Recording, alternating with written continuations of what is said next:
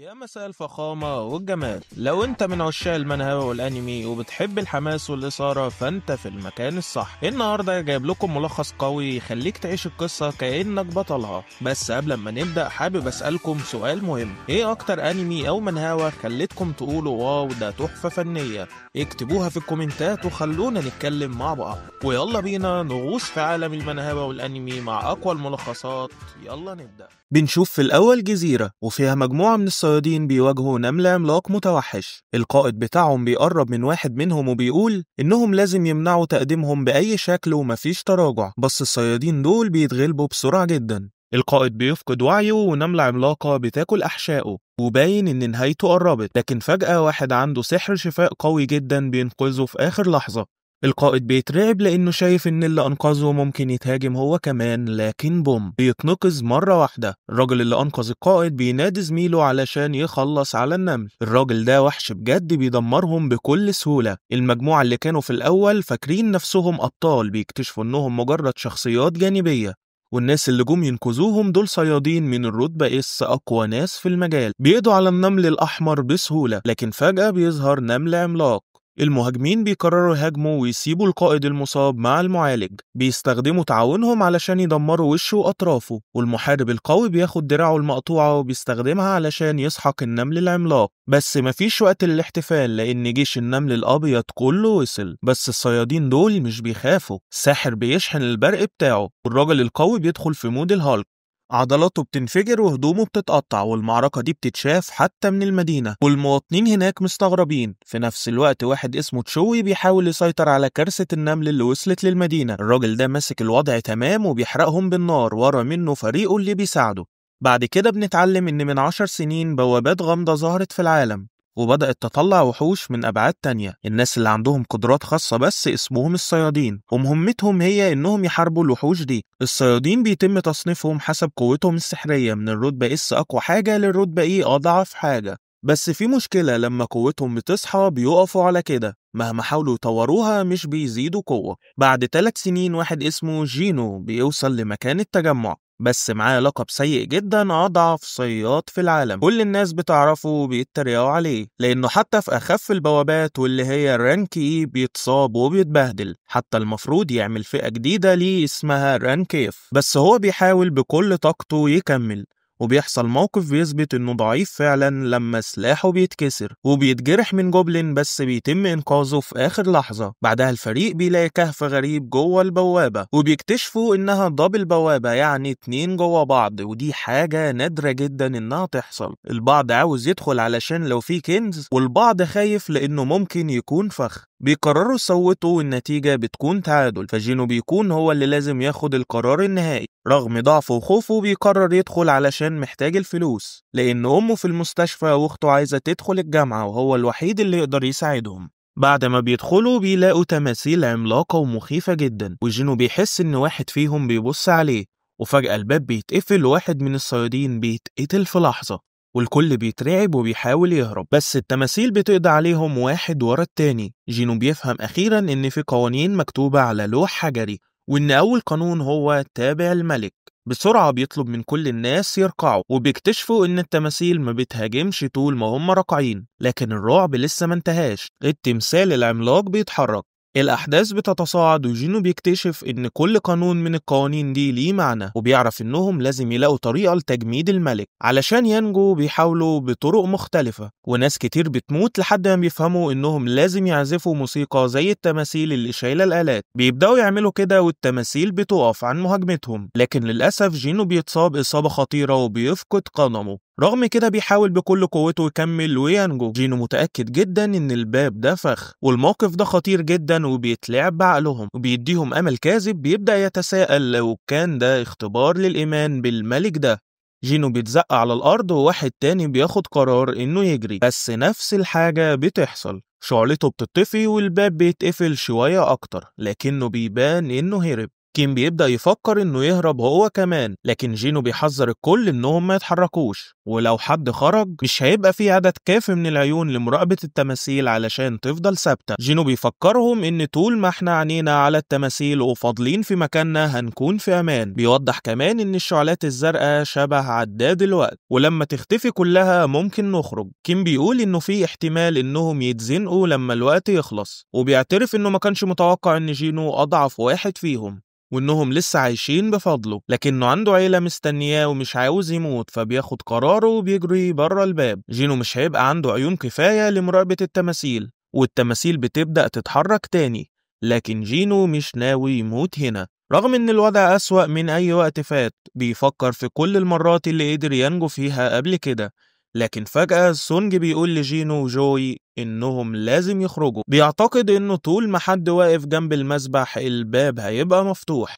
وعلشان جينو وجوي عندهم حياة طويلة قدامهم بيصر إنهم يجروا الأول. سونج عايز جوي تهتم بجينو لكن رجليها بتغزلها والموقف بيسوء أكتر. سونج بيفهم إن استنفذت كل طاقتها في محاولة علاج جينو، الدنيا بتبقى فوضى، فجينو بيطلب منهم إنهم يسيبوه ويمشوا. جوي محتاجة حد يشيلها ويخرجها، وسونج هو الوحيد اللي لسه عنده رجلين شغالين. جوي بتقول إنها المفروض تكون هي اللي تتسال، لكن جينو بيفكرها بالوعد اللي كان بينهم، بيديها الجوهرة بتاعته علشان تاخد بيها وجبة، وبيقول لها إنه هياخد الباقي لما يخرجوا كلهم من البوابة. جوي مش عايزة تسيبه، لكن سونج بيعتذر وبيخبطها علشان تفقد الوعي. مفيش وقت، فبيعتذر لجينو هو كمان وبيجري بيها ناحية الأمان. جينو مرتاح لأنه الشخص الوحيد اللي لازم يموت، والندم الوحيد هو إنه ما كانش عنده بوليس التأمين على الحياة. بيشيل سيفه ومستعد إنه يسحب واحد من التماثيل معاه في موته، بيقول لهم يجوا، والتماثيل بتتحول لوحوش وبيبدأوا يقطعوه، لكنه بيقاتل بكل قوة علشان يفضل عايش. جينو بيفكر إنه كان دايما الأضعف، بيسخروا منه لكنه دايما بيبذل كل مجهود عنده. التماثيل مش بترحمه وبيقطعوا دراعه، وجينو بيصرخ من الألم، لكنه غاضب لأنه مش عايز يموت بالطريقة دي بعد كل اللي عمله علشان يبقى أقوى. التماثيل بتكلم تمزيقه، لكنه رغم كل ده عنده إحساس غريب إنه لسه عايز يصرخ بغضب، لكنه مش قادر حتى يعمل كده لأنه بيطعن في صدره. جينو على وشك الموت لكنه حاسس بالغضب في دمه. بيفكر في الناس اللي هربوا الأول وإنهم كانوا مجرد جبناء ادعوا إنهم مش قادرين يكملوا، لكن في الحقيقة كانوا أنانيين، كانوا بيدوروا على نفسهم بس، ودول دايما اللي بينجوا أكتر من غيرهم. الفكرة دي بتخلي جينو يغلي من الغضب أكتر. هو كمان عنده عيلة وكل اللي عايزه إنه يرجع حي زيهم. الألم مش طبيعي، وبيبدأ يتساءل إذا كان شيء كويس إنه الوحيد اللي هيموت. في حالته المتدمرة دي دماغه بتبدأ تهلوس، وبيفكر إنه كان منافق بيحاول يلتقط أنفاسه متمسك بالحياة ومش عايز يموت، لكن الضربة النهائية بتسقط عليه وبيحس إنه خلاص انتهى. فجأة الشعلة الزرقاء الأخيرة بتطفي وبيظهر إشعار غريب من العدم. بيطلع إنه أكمل مهمة سرية اسمها شجاعة الضعيف، وبيتم عرض فرصة عليه علشان يبقى لاعب، لكنه في شرط: لو رفض العرض قلبه هيقف في لحظة. مفيش وقت للتفكير، فبيضغط على زر نعم فورا. وفجأة جينو بيفوق وبيشوف نفسه في المستشفى، ومصدوم إن لسه دراعه موجود ما اتقطعش، وكمان رجله سليمة ومفيش أي أثر للطعنات في صدره. بيسأل نفسه هو كان ده حلم؟ بس قبل ما يفكر أكتر راجل اسمه بيدخل عليه، بيعرف نفسه إنه مدير فريق مراقبة جمعية الصيادين. مع راجل بشعر بنفسجي اسمه كانج، لكنه مش بيقوله سبب وجودهم. بيقوله إنه كان في غيبوبة لمدة 3 أيام، وإن جوي وسونج لسه عايشين، لكن سونج فقد دراعه فممكن يضطر إنه يعتزل كصياد، وجوي نفسيتها متدمرة فممكن ما تكملش. من أصل كل اللي كانوا في البوابة بس 6 أشخاص نجوا. بعد كده هو بيسأل جينو إذا كان مر بتجربة اليقظة التانية، وبيشرح له إن قوة الصياد بتتجدد وقت ما يصحى لأول مرة، ومش بتتغير بعد كده إلا في حالات نادرة جدا، ولو ده حصل ممكن القوة تزيد وتوصله للرتبة اس. جينو بيتحمس جدا للفكرة وبيقرر يقيس طاقته، لكنه بيطلع بنتيجة صدمة. جينو درجته بس هي 10، حتى الصيادين من الرتبة إيه بيكونوا عندهم على الأقل 70. النتيجة دي بتخليه أشبه بشخص عادي، والبوابة اختفت تماما، فمش قادرين يحققوا في اللي حصل هناك. جينو بيحبط جدا، لكنه فجأة بيلاحظ حاجة غريبة: ليه محدش سأل عن الشاشة العائمة اللي قدامه؟ هو الوحيد اللي شايفها، بيدرك إنها شبه شاشات اللمس وبيفتكر الرسالة اللي جات له كونه لاعب، لكنه بيتشتت لما أخته جينا بتدخل وبيسألها إذا كانت شايفة الشاشة لكنها مش شايفة حاجة. لما بيطلب منها تقول له إزاي بيتم فتح الرسائل في الألعاب، بتقول له ببساطة يفتح صندوق البريد بتاعك. وفجأة بيظهر إشعار بيقول لجينو إنه عنده مهمة يومية تخص تدريبات القوة. بعد ما جينو بيمشي بطلنا بيبدأ يفتح مجموعة كبيرة من النوافذ المثبتة اللي بتشرح إن النظام موجود علشان يساعده يتحسن، ولو ما التزمش بيه هيكون في عواقب. كمان بعتوله شوية مكافآت، بس جينو مش عنده أدنى فكرة عن معناهم. بيقبل المهمة اليومية اللي فيها شوية تمرينات زي الضغط والجلوس والجري، لكن لو فشل في انه يخلصهم جينو بيسأل لو كان ده مجرد هزار، خصوصا انه لسه محبوس في المستشفى وما عندوش طاقة يعمل اي حاجة. وهو بيقول لرئيس النقابة إن جينو ما مرش بعملية الاستيقاظ التاني ولسه الموضوع غامض، فقرروا يعاملوه كحالة خاصة ويكملوا التحقيق. في الوقت ده السيد تشو بيقول لتاشا إنها هتكون جزء من غارة تصنيف بيه كمدربة، والعملية دي هتكون اختبار وتدريب للمجندين الجدد. بس بيطمنها وبيقول حربي زي ما بتعملي دايما، الكل هيتعلم من مشاهدتك. كمان بيشرح لها ان نقابة الصيادين واحدة من افضل 5 نقابات في البلد، لكنها مش مميزة على المستوى الدولي. في مكان تاني بوابة جديدة بتفتح والمراقبين مستنيين الصيادين يوصلوا المستشفى. في الوقت ده جينو بيكون نايم، واول ما الساعة توصل لمنتصف الليل بيظهر اشعار بيقول له انه ما كملش المهمة اليومية. فجأة كل حاجة بتبدأ تتهز بعنف. جينو بيتصدم وبيلاقي نفسه فجأة وسط صحراء غريبة، بس الكارثة مش بس في كده، ده وحش عملاق ومرعب شبه اليرق. وفجأة إشعار جديد بيظهر وبيقول له إن في مهمة عقبية ولازم يفضل عايش لمدة 4 ساعات. في المستشفى الممرضات محتارين هو جينو راح فين، محدش عارف انه محبوس في بعد تاني بيجري بحياته هربان من الكائنات المرعبة دي. جينو بيجري بأقصى سرعته، لكنه بيلاحظ ان الوحوش بتقرب منه اكتر واكتر، وكل ما الوقت بيخلص اول ما الساعة تضرب الحد الزمني النهائي فجأة بيرجع جينو المستشفى وبيبقى منهك تماما وبيفقد وعيه فورا. جينو بياخد مكافأة بس هو اصلا مش واعي ومش عارف ايه اللي بيحصل. بعدين بيقول لاخته انه بدأ يتحسن وانه ممكن يرجع البيت قريب، بيلبس بدلته الرياضية وبيخرج. في مكان تاني جو بتوصل لها دعوة للمشاركة في غارة بسبب ظهور بوابة من النوع المظلم، بس كل النقابات التانية مشغولين وهي مش عارفة تقرر تروح ولا لا. في نفس الوقت بيجي لها خبر كويس ان جينو فاق من الغيبوبة، بتحس بالتوتر وهي رايحة تزوره، لكن الممرضات بيقولوا لها انه بقى يجري كل يوم من وقت ما فاق. جينو بيفكر انه بقاله 4 ايام من وقت ما فاق وتعلم شوية حاجات. اولا النوافذ اللي بيشوفها حقيقية مش وهم، ولما بيخلص مهمته اليومية بيحصل على 3 أنواع من المكافآت. الأولانية هي الاستشفاء الكامل وبيستخدمها علشان يتخلص من تعب الجري، والتانية هي نقاط القدرة اللي بيقدر يعزز بيها مهاراته، بيحس بقوة كبيرة وبيفهم إنه بقى عنده تحكم أحسن في مخزنه. جينو بيقف لحظة وبيفكر في قد إيه حياته بقت غريبة وشبه ألعاب الفيديو، لكن وهو بيتفحص الشاشات بيلاحظ إن الناس اللي حواليه بيبصوله باستغراب. على أي حال بيكمل مهمته اليومية وبيحصل على صندوق مكافآت عشوائي، والمفاجأة الغنيمة المرة دي مفتاح غامض. في العادة كان بياخد حاجات ملهاش لازمة زي الأقلام والمضادات، مفتاح كان حاجة غير متوقعة. وبعدين بيظهر إشعار بيقوله إن المفتاح خاص بالانتقال لزنزانة فورية مع تحديد موقعها. جينو مش عارف يعني إيه الزنزانات الفورية، لكنه بيستنتج إنها نوع من الأحداث اللي بتساعده إنه يبقى أقوى. في العالم ده البوابات بتفتح باستمرار وبيتم الإعلان عنها في نشرات الأخبار. بعد كده جينو بيروح يزور والدته وبيفتكر لما لقاها فاقدة الوعي. بيظهر إن عندها مرض النوم النهائي، وهو مرض ظهر مع ظهور البوابات. في ناس بيقولوا إنه بسبب التعرض المستمر للطاقة السحرية، لكن الطب الحديث مش قادر يعمل حاجة غير إنه يحطها على أجهزة دعم الحياة.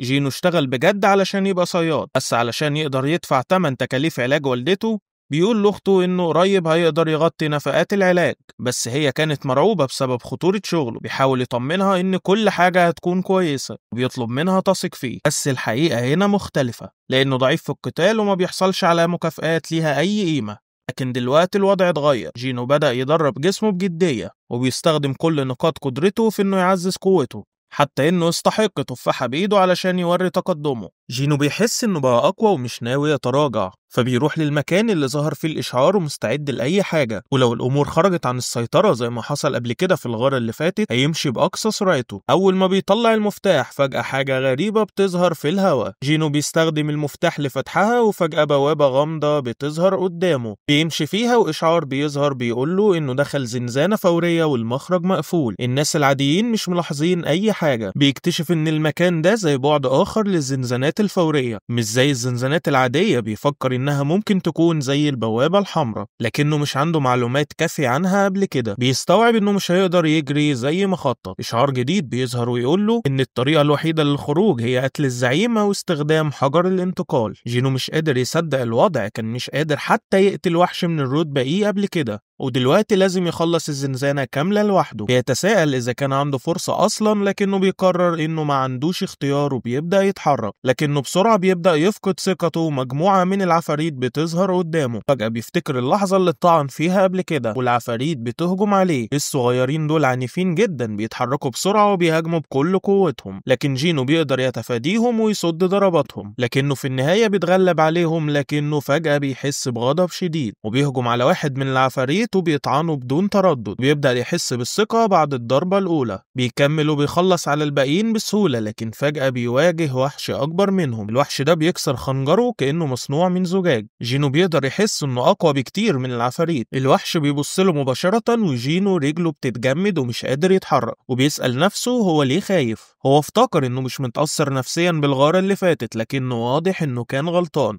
الوحش بيهجم عليه بسرعة وجينو بالعافية بيقدر يتفادى الضربة، لكنه بيتصاب بخدش بسيط، وبيستوعب إنه لو اتصاب تاني هتكون نهايته لأن مفيش حد معاه يعالجه. فجأة الوحش بيطلع صوت عالي وبيهجم عليه بكل سرعته. جينو بيتفادى الهجوم لكنه في نفس الوقت مبهور بمدى خفته وسرعته في الحركة. الوحش بيهجم تاني لكن جينو مش ناوي يستسلم. بعد شوية بيقرر إنه يكون أقوى وبيضرب الوحش بقبضة قوية. ما بيقدرش يصدق إنه بعد ما زود قوته البدنية بقى عنده قوة حقيقية. الوحش لسه أقوى لكن جينو مش مستعد يموت دلوقتي. ضرباته مش بتسيب ضرر كافي، فبيضطر يركز على تفادي الهجمات. لكنه في النهاية بيبدأ يتوتر ومش عارف يعمل ايه. فجأة بيجيله فكرة عبقرية، بيفتح قائمة الجرد وبيطلع سيف قوي في آخر لحظة، وبضربة واحدة بيقطع الوحش نصين. ما عندوش فكرة ازاي السيف ده ظهر عنده، لكنه بيفتكر ان كيم قال له انه دفع فيه 3 مليون، وده سلاح كان مستحيل يقدر يشتريه، لكنه مش فارق معاه. الطوارئ بتحتاج حلول عملية. الألم اللي كان حاسس بيه بيبدأ يقل، لكنه فجأة بيلاقي وحشين تانيين بيهجموا عليه. بس دلوقتي ما بقاش خايف خلاص لأنه معاه السيف، لكن المشكلة السيف بيعلق. جينو بيبدأ يحس بالهلع ويحاول يسحبه قبل ما الوحوش تقرب، وفي اللحظة الأخيرة بيقدر يسحبه من الأرض ويهجم تاني. بيركل أحد الذئاب بعيد والتاني عنده أنياب حديدية، بيضربه برجله وبيقول له يدور على حاجة تاني يعضها. بدل السيف الجديد بتاعه بينتهي القتال وبيريح شوية، وبيلاحظ انه لأول مرة وصل للمستوى التاني، وده ما حصلش لما كان بيعمل المهام اليومية. بيستنتج ان ده بسبب القتال الحقيقي، وبيلاحظ ان كل ما يرتفع مستواه كل احصائياته بتزيد نقطة واحدة، وده معناه انه من القتال الحقيقي بيكسب 5 نقاط بدل 3 نقاط من المهام اليومية. القتال هو الطريق الأسرع علشان يبقى أقوى، لكنه لسه مش فاهم الفرق الكبير اللي بتعمله نقطة واحدة. انه واثق ان القوة البدنية هي اهم حاجة، بيوصلها للمستوى 32 وبيحس انه اخف واسرع من قبل. بيعتقد ان كل ما زادت اساسياته زادت النقاط اللي بيحصل عليها، وده بيخليه متحمس اكثر للوصول لمستويات اعلى. بيقرر يفتش الوحوش اللي قتلها علشان يشوف لو عنده حجر طاقة، لكنه بيتفاجئ انه لقى حاجات تانية مش زي اللي بيلاقيها في الزنزانات العادية. بيفهم ان الزنزانة دي مختلفة عن اي حاجة قبلها، وبيتصدم لما بيكتشف ان النظام عنده متجر، لكنه مش قادر يشتري حاجة علشان مستواه لسه ضعيف. لكن على الاقل بيقدر يبيع الحاجات، وبيجرب يبيع سن الوحوش وبيحصل على 20 قطعة ذهبية، وبيبقى مش عارف قيمتهم لكنه متأكد انهم مش كتير. وبما ان المكان ده زنزانة من الرتبة ايه، فبيبدأ يسأل لو كان لازم يرفع مستواه الأول. فجأة بيلاقي مجموعة من الذئاب بيحاصروه، بيقول لنفسه خلاص مفيش داعي للخوف لأنه عارف إحساس الموت دلوقتي عامل ازاي. المرة دي بيقرر يهجم بدل ما يهرب، بيبدأ يقطع الذئاب بدون رحمة وبيندمج في القتال، وبيبدأ يشعر انه عاوز يقاتل اكتر. القتال بيبقى ادمان بالنسبة له، وبيقرر يلتزم بالقواعد اللي فرضها عليه النظام. بعد ما بيخلص على الذئاب كلها الاشعارات بتظهر بسرعة. بعد ما خلص على كل الوحوش بيظهر اشعار بيقول له انه اصبح قاتل الذئاب. في الخارج بعض الناس بيقعدوا قدام البوابة وبيشتكوا ان المدينة مش بتعمل حاجة بخصوصها. جوه الزنزانة جينو بيكون تعبان جدا وسيفه بقى على وشك انه إنه ينكسر. فجأة إشعار بيظهر بيشرح له مميزات كونه قاتل الذئاب، بيحصل على تعزيز بنسبة 40% لكل قدراته ضد الوحوش من النوع الحيواني. لما بيفتح الجرد بيلاقي انه حصل على مجموعة من الأنياب وعباءة، لكنه بيلاقي حاجة أهم وهي حجر الانتقال. بيفكر يستخدمه ويخرج لكن بيتردد لأن ممكن ما يلاقيش فرصة زي دي تاني علشان يبقى أقوى، وما عندوش فكرة لو خرج من الزنزانة هتختفي ولا لأ.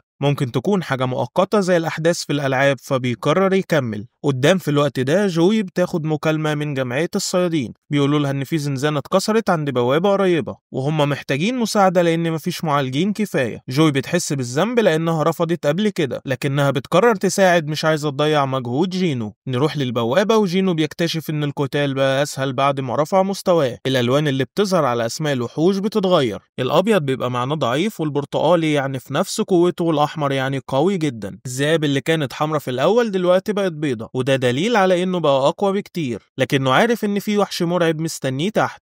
سيفه بقى شبه مكسور ومش شايف فرصة تانية يرفع مستواه في المنطقة اللي هو فيها، لكنه مش هيقف هنا، هدفه إنه يبقى أقوى. مهارات الإدراك عنده بقت قوية وحاسس بحاجة مرعبة جدا تحت. الوحش ده قوي لدرجة انه مخليه يحس برعشة. سيف جينو قرب يتكسر ومفيش اي مكان تاني يرفع مستواه فيه هنا، لكن هدفه انه يبقى اقوى، فبيقرر ينزل السلالم. اول ما وصل تحت فجأة حاجة هجمته بسرعة البرق، بالكاد لحق يتفاعل. سيف جينو اتكسر نصين وتعبان ضخم ظهر قدامه. عقل جينو مش مستوعب حتى بعد كل المستويات اللي رفعها. اسم الوحش اللي لسه برتقاني ده معناه انه صعب جدا، وواضح ان التعبان ده هو الزعيم، ومفيش فرصة إن سيفه يخترق الجلد السميك بتاعه. عارف إن القتال من غير سلاح معناه الموت، فبمجرد ما التعبان بيهجم جينو بيستخدم سيفه بكل قوته. التعبان العملاق عنده قوة هجومية عالية، وجينو لازم يلاقي طريقة لاختراق دفاعه، لكن الجلد بتاعه قوي جدا وجينو مش قادر يعمل حاجة غير إنه يجري. التعبان بيضرب بديله بقوة،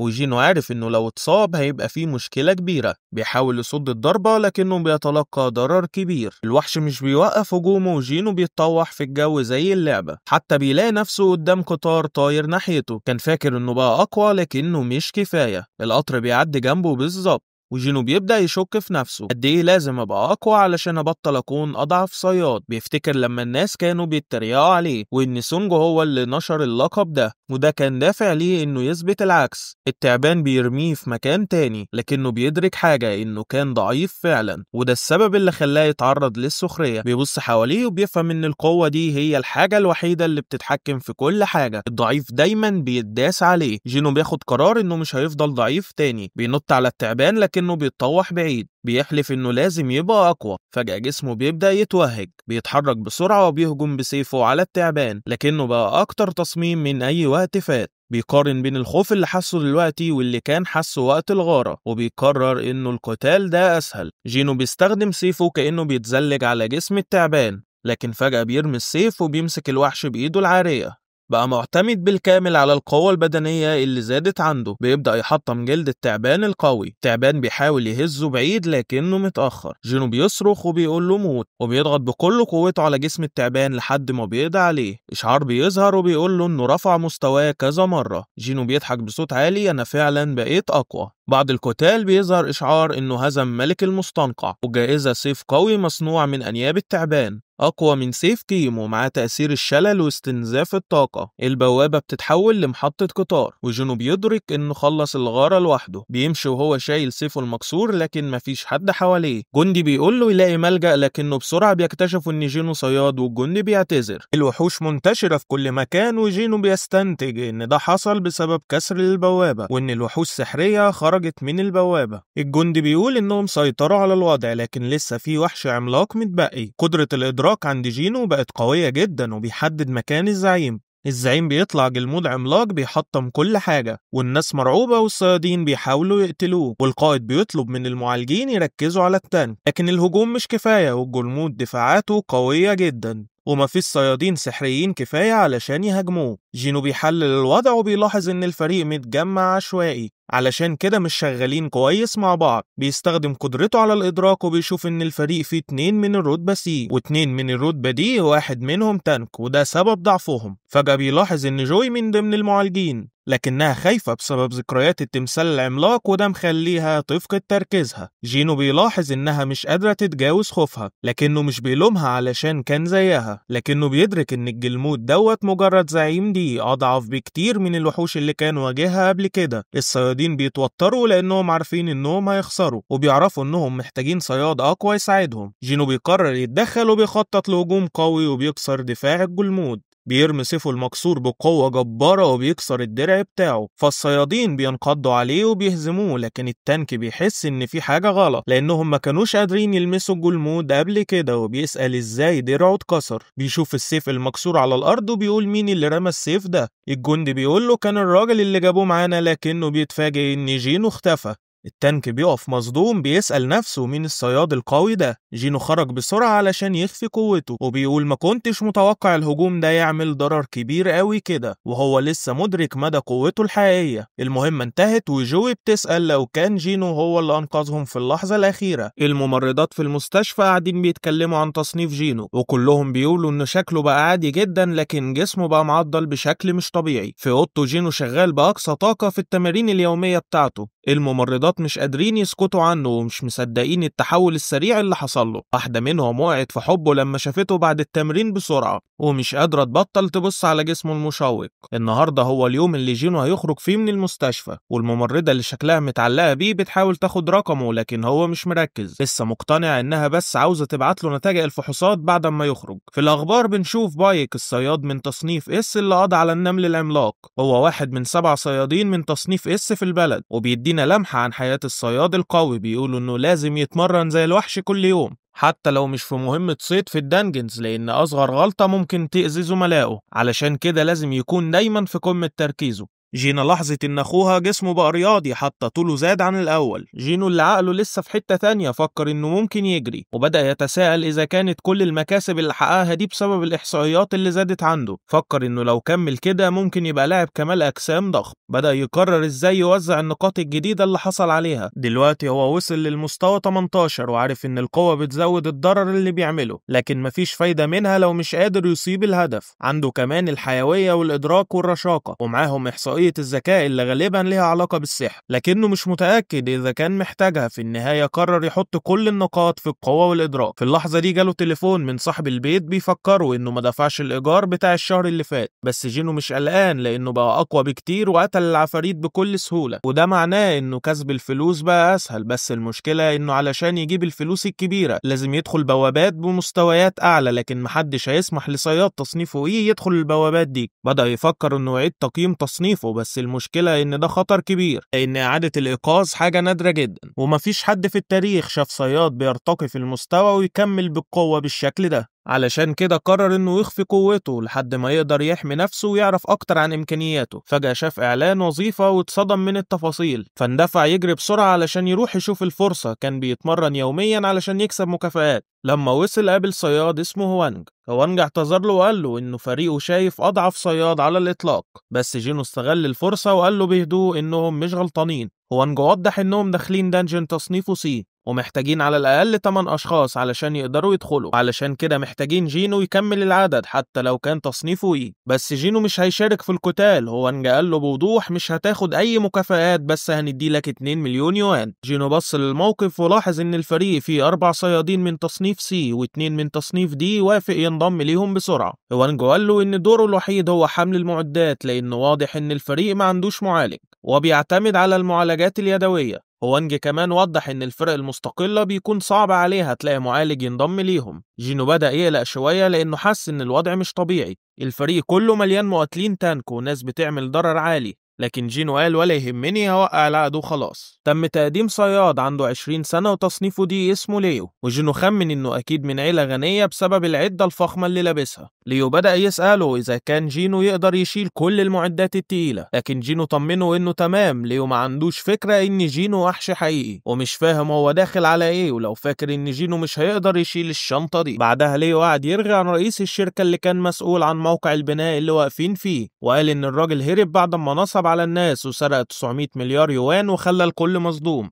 وصلوا عند بوابة ضخمة جدا وبدأوا يتساءلوا إذا كان فعلا ده مجرد دنجن تصنيفه سي. ليو سأل إذا كانوا هيكونوا بخير، فشرح له جينو إن حجم البوابة مش هو المهم، اللي يفرق هو الطاقة السحرية اللي طالعة من جوه، ده اللي جمعية الصيادين بتستخدمه علشان تحدد تصنيف الدنجن. أي حاجة فوق تصنيف بي النقابات الكبيرة بتاخدها، فالدنجن ده ما يعتبرش تحدي كبير. جينو كان عارف كل الكلام ده لأنه بقى صياد بقاله فترة، لكن عمره ما دخل دنجن تصنيفه سي قبل كده. دخلوا من البوابة واستخدموا النور علشان يشوفوا اللي حواليهم، لكنهم اتصدموا لما لقى مفيش أي مخلوقات سحرية جوه. أغلب الدنجن بتكون منورة بحجارة مضيئة، لكن المكان ده كان ظلام دامس. الضلمة فكرت جينو بمدخل المعبد الغامض اللي دخله قبل كده، فبدأ يحكي ليو عن أنواع الحجارة السحرية، زي أحجار الجوهر اللي الصيادين بياخدوها من الوحوش السحرية، وأحجار المانا اللي ممكن تعدينها من الدنجنز، وأحجار الإضاءة اللي بتنور الكهوف. لكن جيو قرر يوقف الكلام بسرعة وقال لهم إن في وحوش سحرية قوية مستخبية في الدنجن. كانوا هاديين دلوقتي، لكن إحساسه بيقول له إنهم زي الحشرات، وفجأة الكل اتوتر لما استوعبوا إنهم محبوسين في عش نمل عملاق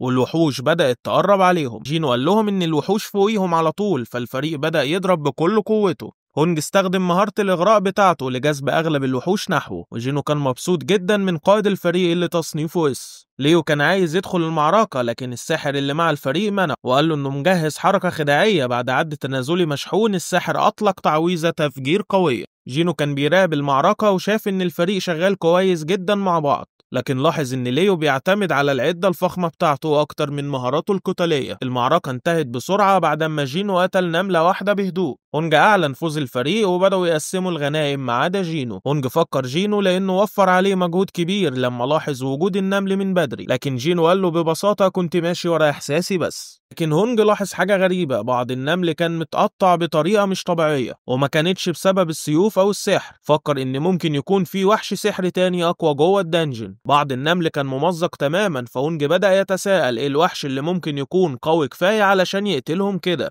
في الوقت ده ليو بدأ يحكي عن أبوه ازاي جاب له العدة القوية اللي لابسها علشان أول غارة ليه، وجينو كان مهتم بالكلام ده بس مش متأكد ليه. في مكان تاني كان في صياد بيتمرن، لكنه اتخض بسبب صوت تدمير عالي. حد قال له ما تقلقش، الموضوع تحت السيطرة. اللي بيعمل الدوشة دي طلع زعيم النقابة بنفسه بيتدرب، وطلع في الآخر إنه بايك. الراجل ده وحش حقيقي، والولد اللي بيتفرج اتصدم لما شافه بيحضم حجر ضخم بضربة واحدة بس. بايك حتى مش حاسس بحاجة وقال بكل برود ده حتى ما كانش إحماء كويس. في الدنجن ليو لسه قلقان من إن جينو شايل كل حاجة لوحده، بس جينو كان متحمس لفكرة إنه بيقبض فلوس من غير ما يقاتل، لكنه كان حاسس إن الموضوع سهل بزيادة وده مش طبيعي. فضل يفكر وبدأ يلاحظ إن الفريق عنده خبرة قتالية لكنه ما عندوش معالج، وكمان اضطر يجيبوا ناس زيادة علشان يكملوا العدد المطلوب. الموضوع بقى مقلق أكتر لأنهم مشوا مسافة كبيرة جوه الدنجن، لكن مفيش ولا وحش ظهر لحد دلوقتي، ومع ذلك زعيم الوحوش لازم يكون عايش لأن البوابة لسه مفتوحة. فجأة لقوا أنفاق مليانة بخيوط العنكبوت، واستنتجوا إن عش الوحش الرئيسي لازم يكون من الناحية التانية. دخلوا النفق ولقوا كميات مهولة من بلورات المانا. البلورات دي مش بنفس قيمة أحجار الجوهر السحرية، لكنها لسه بتساوي فلوس كتير، بنتكلم على الأقل في مليار يوان. واحد من الصيادين قال إن أخو هونج هيكون غيران جدا لو عرف، لكن بسرعة الكل سكت لأنه واضح إن هونج عنده دوافع خفية وعنده حاجة يثبتها، لأنه مش عايز يفضل في ظل أخوه. هونج ناوي يستخدم الغنيمة الضخمة دي كتمرين خاص لفريقه علشان يثبت إنه مش أقل من أخوه الكبير. ليو اللي فاهم في العقود والقانون قرر يبص على عقد جينو، واكتشف حاجة مريبة. قال لهوانج إن العقد بيقول بس إن جينو مش هياخد جزء من الغنائم القتالية، لكن بلورات المانا مش داخلة في الحسبة، وده معناه إن المكسب لازم يتقسم على 8 من 7 بس. هونج ابتسم بمكر ووافق، لكنه فكر إن الوحش الرئيسي قرب وإنهم لازم يهزموا العنكبوت العملاق علشان يقفلوا البوابة، فقرروا يطلعوا البلورات الأول وبعدها يواجهوا العنكبوت. لحسن حظهم إن العنكبوت كان نايم، لكن هونج انفجر في واحد من الصيادين لأنه نسي يجيب أدوات النقل. هونج قال لليو وجينو يرتاحوا لحد ما يرجعوا بالمعدات، وطمنهم إن العنكبوت مش هيصحى إلا لو حد ضايقه. بعدها قال لهم إنهم لسه جداد في الدانجنز تصنيف سي، فلازم يثقوا في قراره. لكن وانج كان حاسس إن في حاجة غلط وفضل يحلل الموقف. لاحظ إن مفيش أي خبراء مع الفريق رغم إنهم كان ممكن يستعينوا بحد عنده خبرة، ومن بعيد شاف وانج وهو بيدي أوامر لفريقه يقفلوا المدخل المؤدي لحجرة الوحش الرئيسي. في اللحظة دي ليو استوعب إنهم اتخدعوا وإن الفريق غدر بيهم، وده بالظبط اللي كان جينو خايف منه. افتكر كلام سونج لما حذره إن في ناس فعلا مجرمين في مجال الصيد، وإن الدانجنز مش مجرد مغارات لأن الحوادث بتحصل طول الوقت ومفيش كاميرات مراقبة، فطول ما مفيش ناجيين مفيش دليل ضد حد. ليو كان غاضب ومش مصدق إنهم فعلا رموا بيهم في خطر علشان بلورات المانا. بدأ يندم إنه حتى فتح موضوع العقد من الأول، لكن جينو ما كانش غافل عن اللي بيحصل وكان عارف إنهم مستعدين يخلصوا عليه وعلى ليو في أي لحظة لو طلعوا عن خطتهم. دلوقتي المشكلة الأكبر إن العنكبوت العملاق صحي خلاص. ليو عنده حق حتى بعد ما حصل على يقظة تانية ورفع مستواه لسه شايف نفسه ضعيف. زعماء الجلمود والسم كانوا من الرتبة إيه، لكن العنكبوت ده في مستوى تاني خالص. جينو مش قادر يفسر ده لكنه مش حاسس بأي ضغط دلوقتي، بيدرك إنه بقى قوي كفاية علشان ما يبقاش خايف من زعماء رتبة سي تاني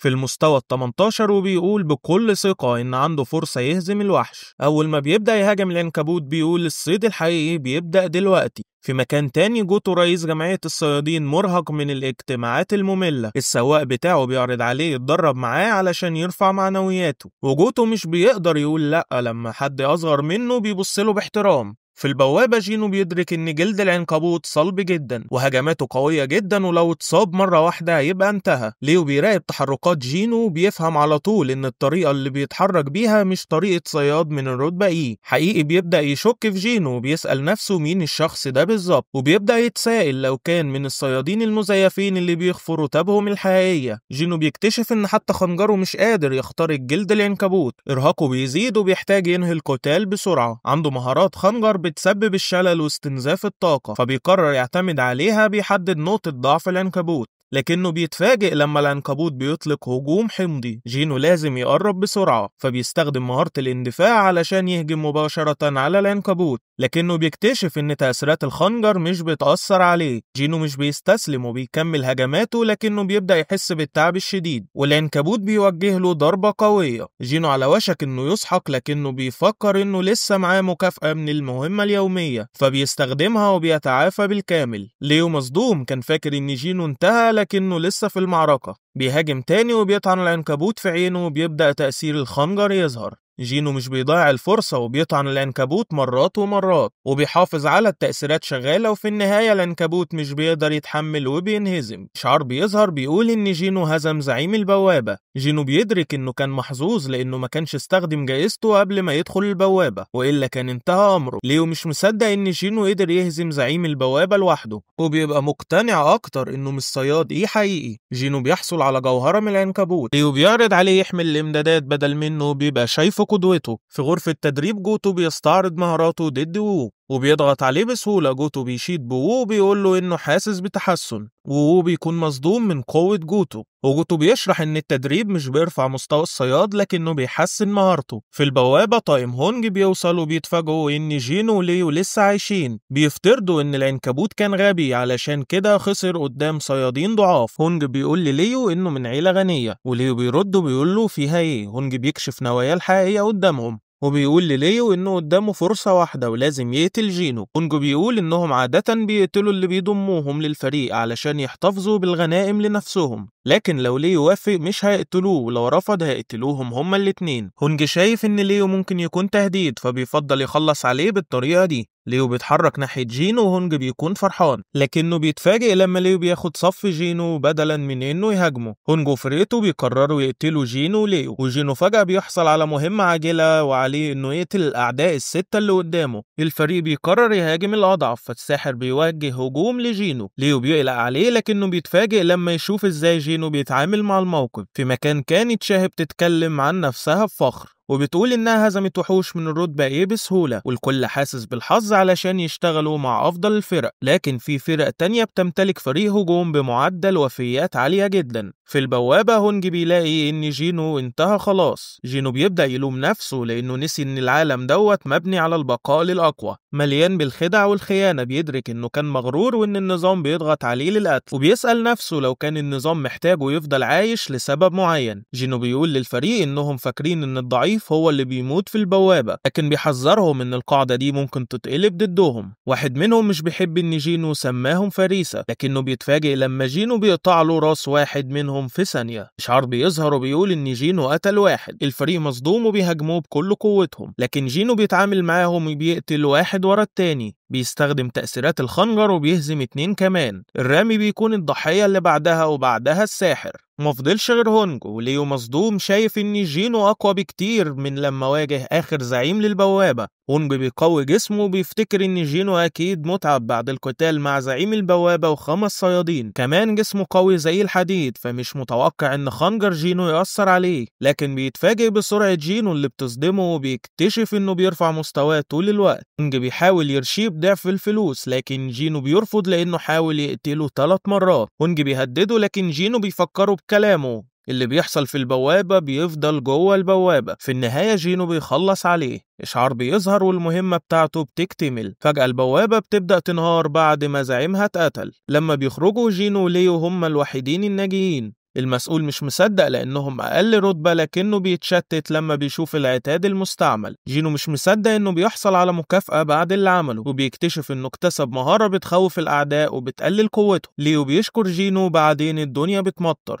ليو بيسأل لو كان في حاجة غلط، لكن جينو بكل هدوء بيقول إنه بس سعيد إنه ادى أخته مظلة. بيوصل خبر عن حادثة غريبة، 6 صيادين اتقتلوا و2 بس هما اللي خرجوا أحياء. من الطبيعي إن الصيادين يهربوا لما يحسوا إنهم مش قادرين يكملوا، لكن اللي فاجئوه إن الناجيين دول قتلوا زعيم الدنجن قبل ما يهربوا. وبيوقف الشخص اللي بيحكي له قبل ما يكمل، بياخد صدمة في وشه لما بيعرف إن واحد من الناجيين هو جينو، وبيفهم إن الموضوع له علاقة بهونج، وده بيشرح له هو اتورط في المشاكل دي قبل كده. جينو بيرجع البيت وبيقول لاخته إنه هيغطي تكاليف علاج والدتهم في المستشفى لفترة. جينا بتفتكر إنه كسب فلوس كتير من آخر غارة، لكنها بتندهش إنه مش مصاب بأي جروح. بتفترض إنه كان مع فريق قوي وده اللي خلاه يهزم الأعداء بسهولة. جينو بيعترف إن الأمر كان سهل، مش بس لأنه أقوى منهم، لكن لأنه ما كانش متردد في قتلهم في الماضي، كان هيبحث عن طريقة للهروب. لكن جينو الجديد كان غاضب جدا لأنهم حتى فكروا إن عندهم فرصة ضده. بيبدأ يسأل هل رفع مستواه خلاه جريء أكتر،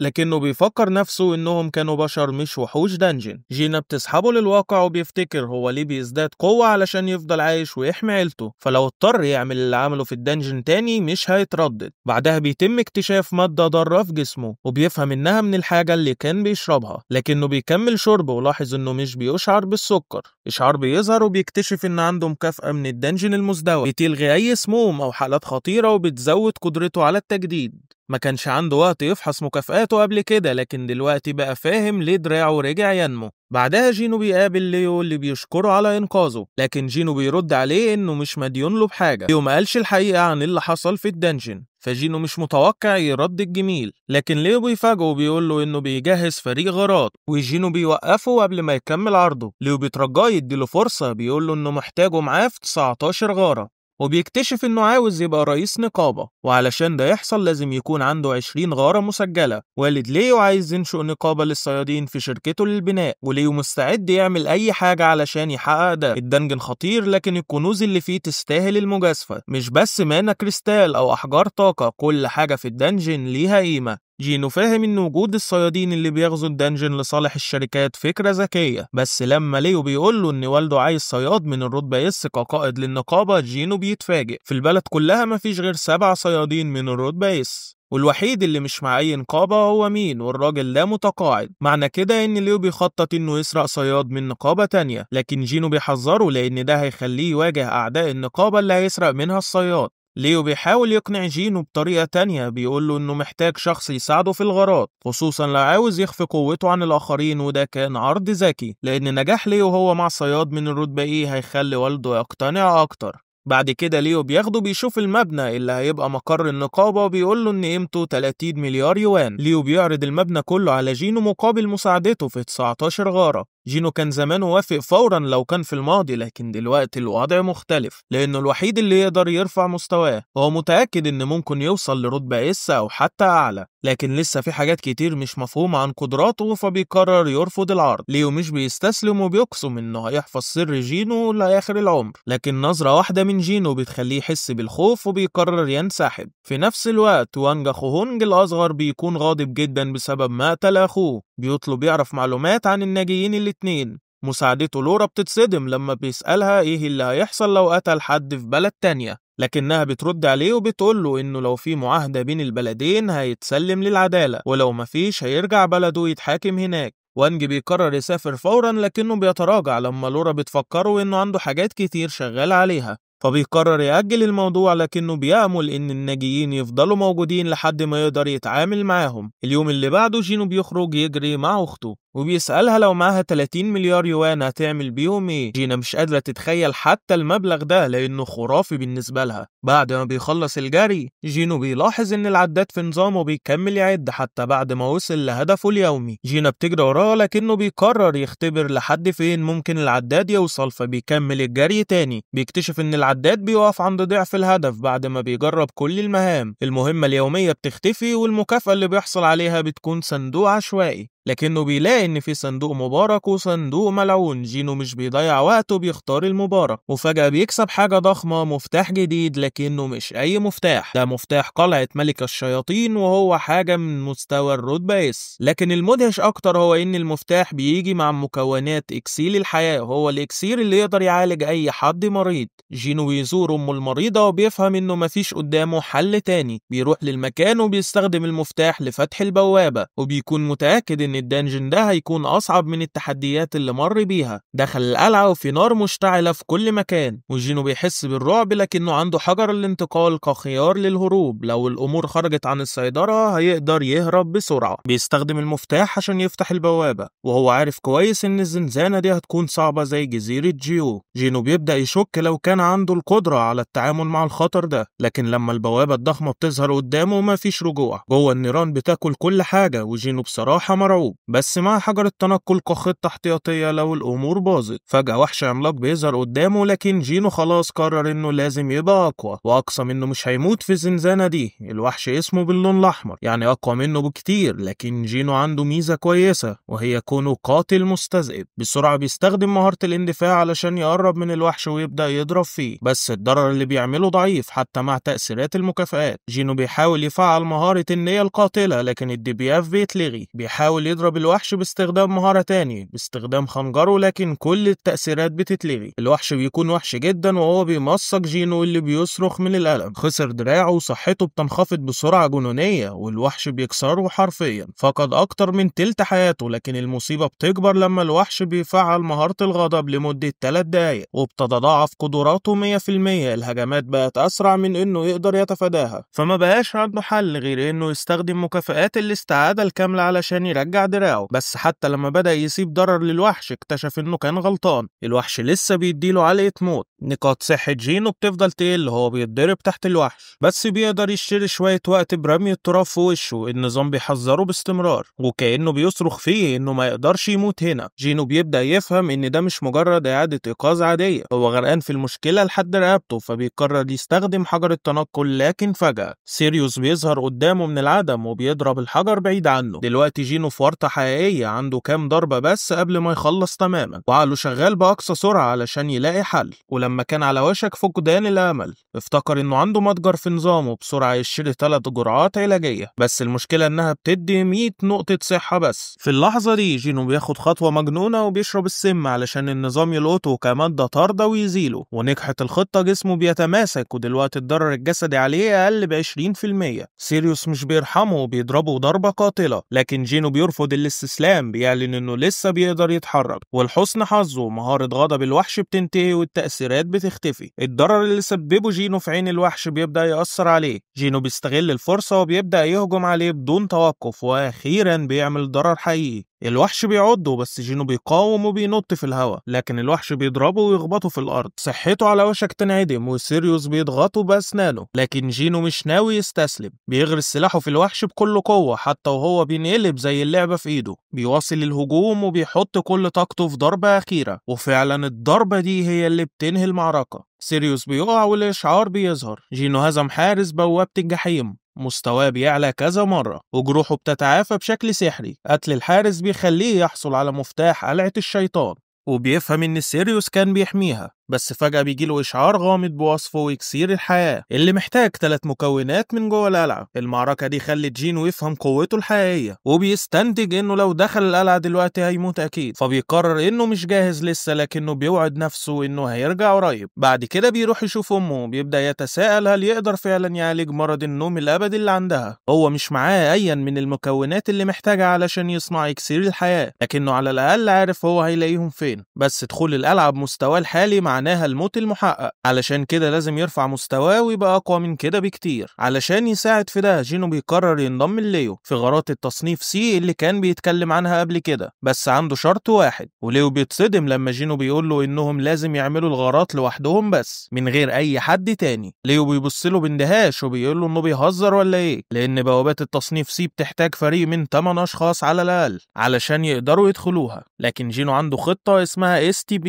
ومعناها الجائع، وعلشان كده لازم يستأجروا صيادين كفاية علشان يوصلوا للعدد المطلوب. ليو مش مقتنع قوي لأن ده هيكون خطر جدا، بس جينو بيقول له إنه لو هم بس الاتنين قدروا يخلصوا 19 غارة ده هيكون إنجاز جامد وهيبهر الكل خصوصا والده. ليو في الآخر بيوافق وبيقول له إنه هيتكفل بكل حاجة. في مكان تاني شاه بتتمرن بجدية، بتجري حوالين المكان وبتاخد لحظات تشرب فيها شوية مية علشان تعوض السوائل اللي فقدتها. هي مش بتهزر لأنها عارفة إن في حد بيراقبها. بعد شوية واحد اسمه يون بيطلع من مخبأه وبيعرفها بنفسه. على الجانب التاني أبو ليو بيقول له إن الدنيا بقت فوضى من ساعة ما البوابات ظهرت من 10 سنين، وإن البنية التحتية في العالم بقت معتمدة بشكل أساسي على الموارد اللي بتيجي من الزنزانات. الصيادين بس هم اللي يقدروا يحصلوا على الموارد الحيوية دي، وعلشان كده هم في غاية الأهمية. جمعية الصيادين بتراقب كل حاجة وبتشوف كل البوابات، لكنها مش المستفيد الأكبر. الجلدات الكبيرة هي اللي بتحقق الثروات من الزنزانات لأنها بتاخد أغلب الموارد المهمة. الجلدات دي غنية بطريقة جنونية، وإحنا بنتكلم عن أقوى 5 جلدات في البلد، وهم جمعية الصيادين وجمعية النمر الأبيض وجمعية ريبير وجمعية الشهرة وجمعية KNC.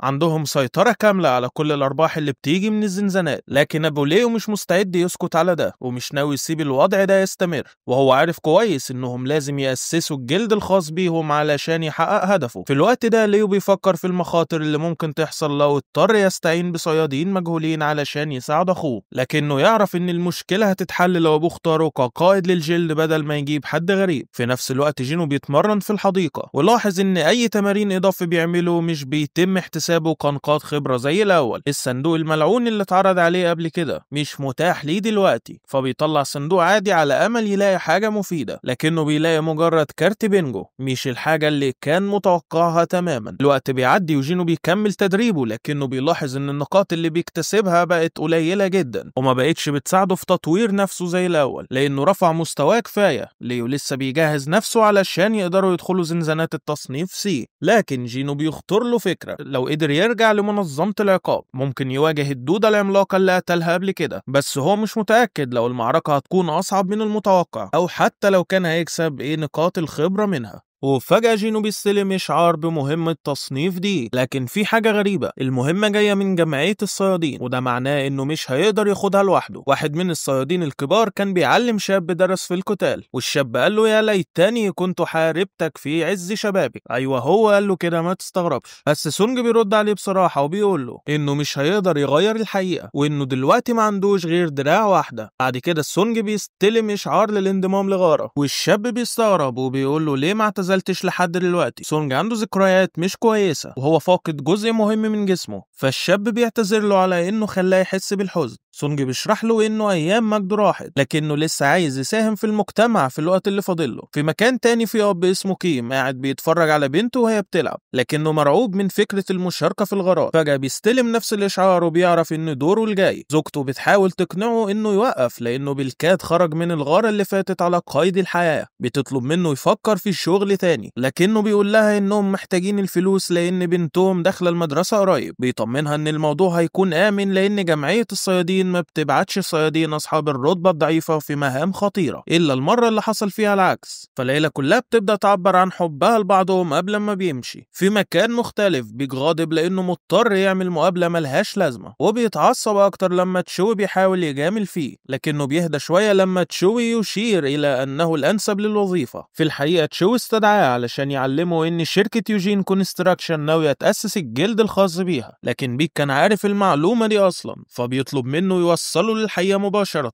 أما جوي فبتكون قاعدة في أوضتها لما أمها تقول لها مباشرة إنها لازم تستسلم عن حالتها، لأن حلمها في كونها إنها تبقى صيادة ضاع دلوقتي، رغم إنه جوي من التصنيف بي، إلا إن والدتها مقتنعة إنها بس بتشكل عبء على الجميع. بتطلب منها ترجع للبيت، لكن جوي بتنفجر غاضبة وبتقول لها إنها لازم تتوقف عن محاولة التحكم في حياتها، وبتثبت كلامها إنها بتقفل المكالمة في وشها، رغم إنها معترفة إنها مش الأفضل لكنها لسه عايزة تتحسن. وفجأة بتستلم نفس الإشعار عن الغارة من التصنيف دي. في المقر شاهي بتمر جنب بيك وبتقول لتشوي إن في مستكشف من شركة يوجين كونستراكشن حاول يجندها كماستر جيل، لكنها رفضت العرض، لكن دلوقتي عندها فضول تعرف ليه كلموا بيك برضه. بيك بعدين قاعد في باره بيفكر في المحادثة اللي حصلت، خصوصا إن جزيرة جوجو لسه مغلقة من وقت الغارة اللي فشلت والناس بدأوا ينسوا الرعب اللي حصل فيها. شو بيعتبر نفسه سلاح البشرية لكنه مستحيل ينسى اللي حصل هناك، وبيخطط لتنظيف الجزيرة قريبا، والتحقيق ده هو محتاج بيك والفريق كله يكونوا على نفس الصفحة. لازم يقووا نفسهم ويجمعوا حلفاء ويكسبوا الرأي العام لصالحهم، علشان كده رتب المقابلة وخلى شاهي تدرب الصيادين الجدد. شو بيذكر بيك بحاجة ضيعها في الجزيرة، وبيك فجأة بيتذكر فقدانه لأصدقائه هناك. في مكان مظلم في راجل قبيح بيتوسل لشخص ما علشان يخلص على ناس معينين، بينما في منزل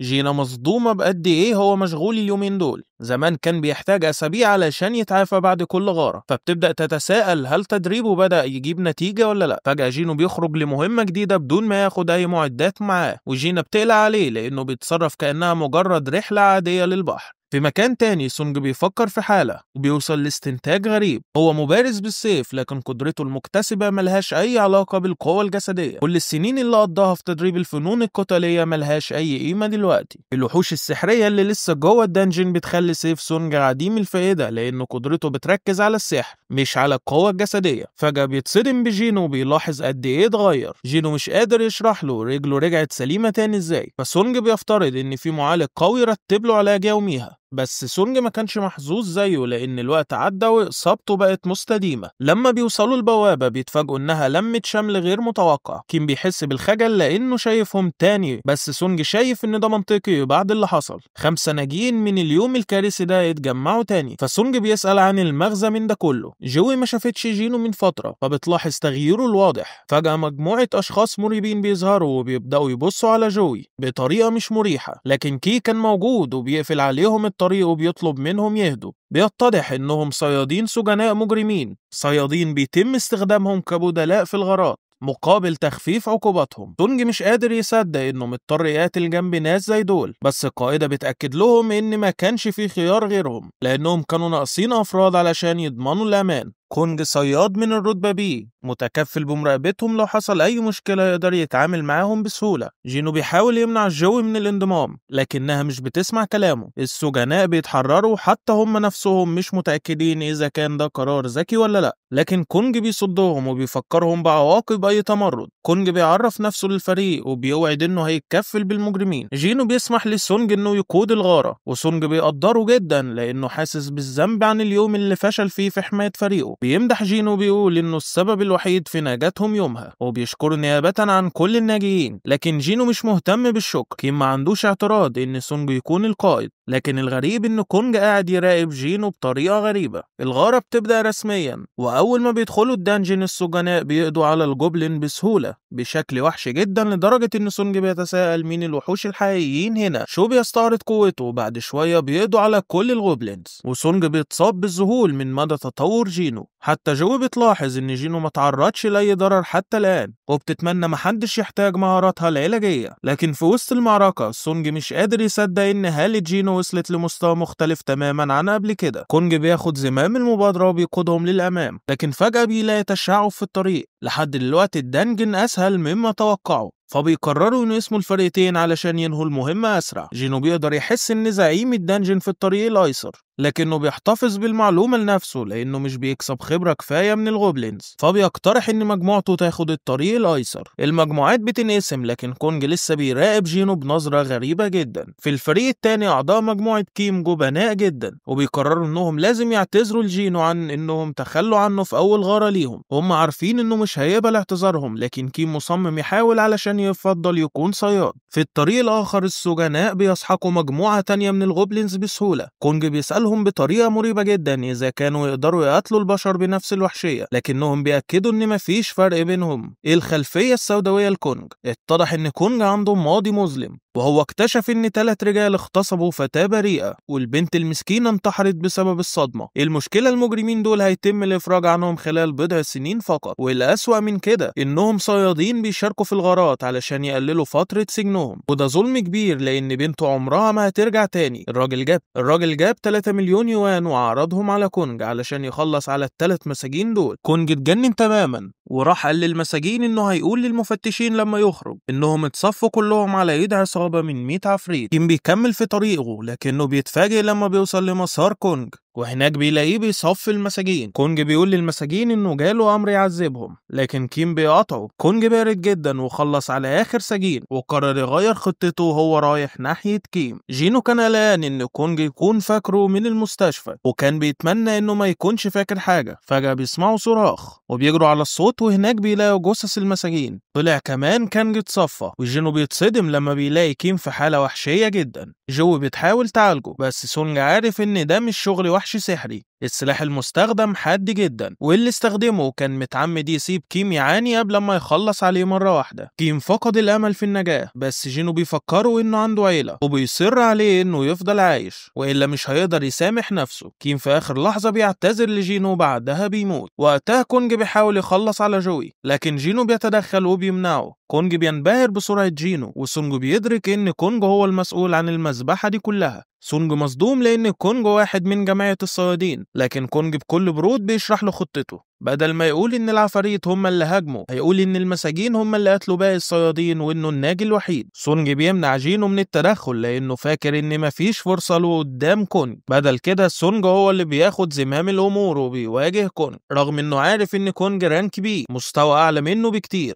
جو بتدعم سونج بالقوة، وبيحاول يستخدم سيفه علشان يهزم كونج، لكن كونج بيتفادى كل الضربات بسهولة وبيقول له انه موهوب فعلا. جينو بيحلل الموقف وبيلاحظ ان سونج بيقاوم كويس، لكن سرعته مش كفاية للفوز. كونج بيوجه له ضربة قوية جدا، لكن جو بسرعة بتعالجه وده بيستفز كونج. كونج بيقرر يخلص على جو الاول، لكن سونج بيتدخل وبيوقفه. كونج استخف بالراجل العجوز، لكن سونج بيوري له انه درب صيادين من الرانكات العالية قبل كده. سيفه مش أقوى من كونج، لكن كونج بيذكره إنه قوته لها حدود، وإنه مستحيل ساحر يهزم قاتل محترف. كونج بيقرب من إنهاء سونج، وجو خايفة تعالجه. كونج بيقرب إنه يخلص عليه نهائيا، لكن فجأة سونج بيطلق نجران مفاجأة، بس كونج سريع جدا وبيتفاداها. كونج بيدرك إن سونج كان بيستخدم سيفه كخدعة علشان يخليه يقلل دفاعه ضد السحر، وفعلا سونج كان مستني اللحظة المناسبة علشان يوجه الضربة النارية، لكن للأسف كونج بيكتشف الخطة وسونج بيدفع الثمن بحياته. لكن فجأة جينو أخيرا بيتدخل علشان يحسم القتال. كونج بيبصله باندهاش وبيسأله انت مين؟ وجينو بكل برود بيقول له انا مجرد صياد من الرتبة ايه. كونج مش بيصدق لان جينو كان عنده سرعة رد فعل خارقة وقدر يوقف هجومه، فبيبدأ يشك ان جينو مخبي قوته الحقيقية. مع الاسقاط التاني الباقيين متوترين، وفجأة كونج بيفتكر جينو في المستشفى وكان قاري المانة بتاعته، وقتها كان قاري 10 بس. كونج بيستنتج ان الاسقاط التاني حصل بعد كده، بس الحكاية مش داخلة دماغه لانه مش مفسر ازاي جينو نجا من الزنزانة المزدوجة. ومع ذلك كونج مش فارق معاه، هو جاهز يخلص عليه. جينو عايز يفهم، فسأل كونج ليه عمل كده، ورد عليه كونج انه كان بيحقق العدالة بتصفية المساجين، لكن جينو مش مهتم بيهم وهو مهتم يعرف ليه خلص على كيم وكانج. بيواجهه بيقول له انه كان يقدر يقتلهم بسهولة وسرعة، لكنه اختار يعذبهم ويلعب بيهم. يظهر فلاش باك لكونج وهو بيتكلم مع الاب، وبيكتشف انه كان بيتلقى عروض ضخمة من احد النقابات، لكنه فضل يشتغل بفلوس قليلة في جمعية الصيادين، والسبب لانه بيستمتع بقتل البشر أكتر من الوحوش. بتبدأ المعركة بين كونج وجينو، والمتفرجين مذهولين بسرعة القتال الجنونية. كونج بيلاحظ إنهم متقاربين في البنية، لكنه واثق إن عنده خبرة أكتر من مواجهة الخصوم الأقوياء. باستخدام خبرته بياخد زمام المعركة، لكنه بيتفاجئ لما جينو بيطلب منه يقتل من نوايا القتل بتاعته. بس خلاص فات الأوان، لأن نظام جينو استجاب زي المرة اللي فاتت وبلغوا إن في ناس بتخطط تهاجمه، وظهرت مهمة جديدة وهي القضاء على الخصوم. جينو بيغرق في طاقة ظلامية، وكونج بيحتار لأن كان فاكر إن المعركة في صالحه، لكن فجأة جينو بيهاجمه مباشرة. كونج مصدوم لما يكتشف إنه اتسمم. بيدخلوا في معركة عنيفة، لكن كونج لسه عنده ورقة رابحة وبيختفي تماما. بيشرح إن مهارة تخفي الخاصة بتاعته بتخليه غير مرئي للرؤية والصوت وحتى الريحة، وقليل جدا من الصيادين اللي عندهم المهارة دي، ومحدش يعرف إنه بيملكها. كونج بيقرر يوجه ضربة قوية لجينو، وبيقول للباقيين يستنوا دورهم لأنه واثق إن جينو مش هيعمل أي حاجة مع رجل العصابة. لكن الصدمة إن جينو بيشفي نفسه فورا. كونج مش مصدق لأن عمره ما سمع عن صياد مقاتل عنده سحر شفاء في نفس الوقت. جينو بقى شخص غامض وخطير جدا، بيقول إنه فقد مشاعره تاني وبقى مش محتاج حد يغضب علشان يقتل واحد زي كونج. كونج بيدرك ان جينو قتل ناس قبل كده، وسونج مصدوم من المعلومة دي، وبيفهم ان جينو اضطر ياخد قرارات صعبة في وقت قليل جدا، وعلشان كده مظهره مش الحاجة الوحيدة اللي اتغيرت فيه. كونج بيهاجم تاني، لكنه بيتفاجئ ان جينو بيتتبع مكانه عن طريق استشعار نوايا القتل بتاعته. كونج لسه عنده خطة أخيرة، لكن كل حاجة بتتوقف لما جينو بيفعل مهارة القتل الخاصة بيه. الظلام بيغمر كونج وهو مندهش لما سيف جينو بيخترق صدره. مع اقتراب موته بيقول لجينو انهم من نفس النوع، الاتنين آلات قتل. الفرق الوحيد ان جينو اقوى منه، علشان كده هو اللي بيموت. لكن قبل ما يلتقط أنفاسه الأخيرة، كونج عايز يعرف الحقيقة، إزاي جينو عنده مهارات القتالية وقدرات الشفاء وحتى تقنيات الإضعاف عمره ما سمع عنه. جينو مش بيجاوبه، لكنه بيسيبه بحقيقة صدمة، إنه ببساطة شخص بيزداد قوته بعد كل معركة ياخدها. القتال شغال، وكونج شايف إن جينو مش هيبطل يقوي أكتر وأكتر، لكنه بيديله تحذير، لو فضل يطارد القوة من غير حدود، القوة نفسها ممكن تسيطر عليه في الآخر. جينو بيخلص المهمة وبيحصل على المكافآت، لكنه بيلاحظ ان كل ما يبقى اقوى كل ما بيحس ان في حاجه جواه بتتحط. اصحابه بيشكروه على انه انقذهم، لكنه بيطلب منهم يخرجوا من الزنزانه فورا. بيتفاجئوا لانه ناوي يخلص الزنزانه لوحده، لكنهم في النهايه بيدركوا انه بقى اقوى كفايه علشان يعملها. بره الزنزانه ومش مصدق لما بيعرف ان كونج كان بيقتل الناس سرا، وبيشوف الناجيين الوحيدين من المهمه اللي كان فيها كونج، وبينصدم لما بيلاقي ان جينو واحد منهم، وبيعتذر عن اللي حصل، لكنه الاهم عايز يعرف مين اللي خلص على كونج. جينو بيدرك انه مش هيقدر يخبي سره اكتر، وده معناه انه لازم يلغي اتفاقه مع ليو. لكن قبل ما يتكلم، سونج بيقرر يكذب ويدعي انه هو اللي قتل كونج، وهو بيشك في الكلام لان سونج مجرد صياد تصنيفه سي. لكن سونج بيبرر انه انتصر بمساعدة معالج، وهو مش مقتنع تماما لان كونج كان صياد تصنيفه بي عالي، لكنه بيقرر يصدق القصة. جينو بيحذر نفسه انه ما ينفعش يبقى مغرور، لانه ادرك دلوقتي انه هو صياد تصنيفه ايه وقوته خرافية، وجينو في حالته الحالية مستحيل يكسبه في معركة. سونج بيحس ان جينو عنده سبب وجيه يخليه يخبي سيرته، فبيقول له انه بيعتبرها مجرد طريقة لسداد دينه عن اللي حصل في الزنزانة المزدوجة. بعدها جينو بياخد جوي في نزهة وهما بيتكلموا عن التغييرات اللي حصلت له. جوي مش زيه، هي ما اتغيرتش خالص، وبتدرك انها ضعيفة جدا علشان تكون صيادة، رغم انها كانت ممكن تشارك في غارات التصنيف ايه، الا انها كانت بتختار الغارات الاضعف. لكنها مش زعلانة لان ده هو اللي خلاها تقابل جينو وتبدأ في علاجه. الراجل كان دايما بيتصاب، لكن عمرها ما نسيت النظرة اللي كانت في عيونه، نظرة العزيمة والإصرار. جو بترجع الكريستالة اللي كانت اداها وبتقول له انها قررت تعتزل وترجع تعيش مع اهلها، لكنهم بيتفقوا انهم هيتقابلوا في المستقبل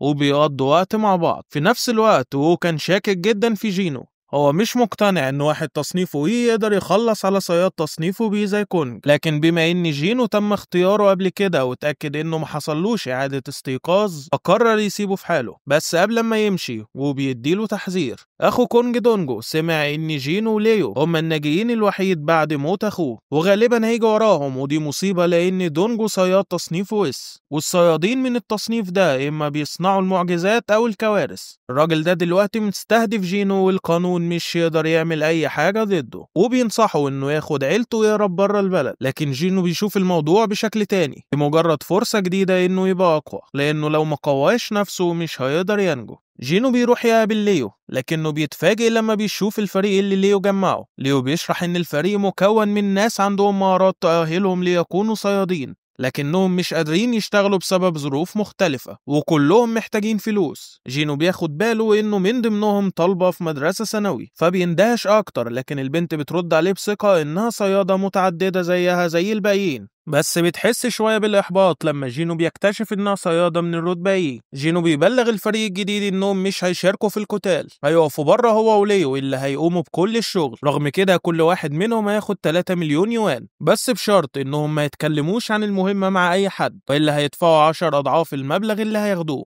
جينو حصل على رون التخفي لما قتل كونغ واستخدمه علشان يطور مهارات التخفي. ليو جاهز للمهمة، لكن جينو بيتصدم لما بيشوفه لابس دروع غالية، فبيوبخه انه كده عامل زي الصرصار اللي بيلفت الانظار، وبيجبره يتخلى عن الدرع، لكنه بيسمح له يحتفظ بالخوذة على الاقل، وبعدها بيخشوا البوابة. الصيادين التانيين فاكرين انهم مجانين علشان يواجهوا زنزانة تصنيف سي لوحدهم، لكن ما بيهمهمش لان العقد خلاص تم توقيعه. في الوقت ده اخت جينو بتسأل عن صديقتها سونجي، وبيطلع انها الطالبة الثانوية اللي انضمت لفريق الضربات بتاعه. بعد ساعتين بقى الصيادين بيتوقعوا ان جينو وليو استسلموا وهربوا، لكنهم بيتصدموا لما البوابة بتقفل فجأة، وده معناه انهم خلصوا الزنزانة بالكامل. الصيادين مش مصدقين، لكن جينو مش مهتم وبيقول لهم يجهزوا نفسهم علشان المهمة الجاية، لان هدفه انه يخلص 3 غارات في نفس اليوم. في الغارة التانية جينو بيمسح الارض بعفاريت الزنزانة، بينما ليو بيركز على التنقيب. بعد شوية بينجو في الغارة التانية، وجينو بيستمر في التطور. الايام بتمر وهم مستمرين في اقتحام الزنزانات لوحدهم،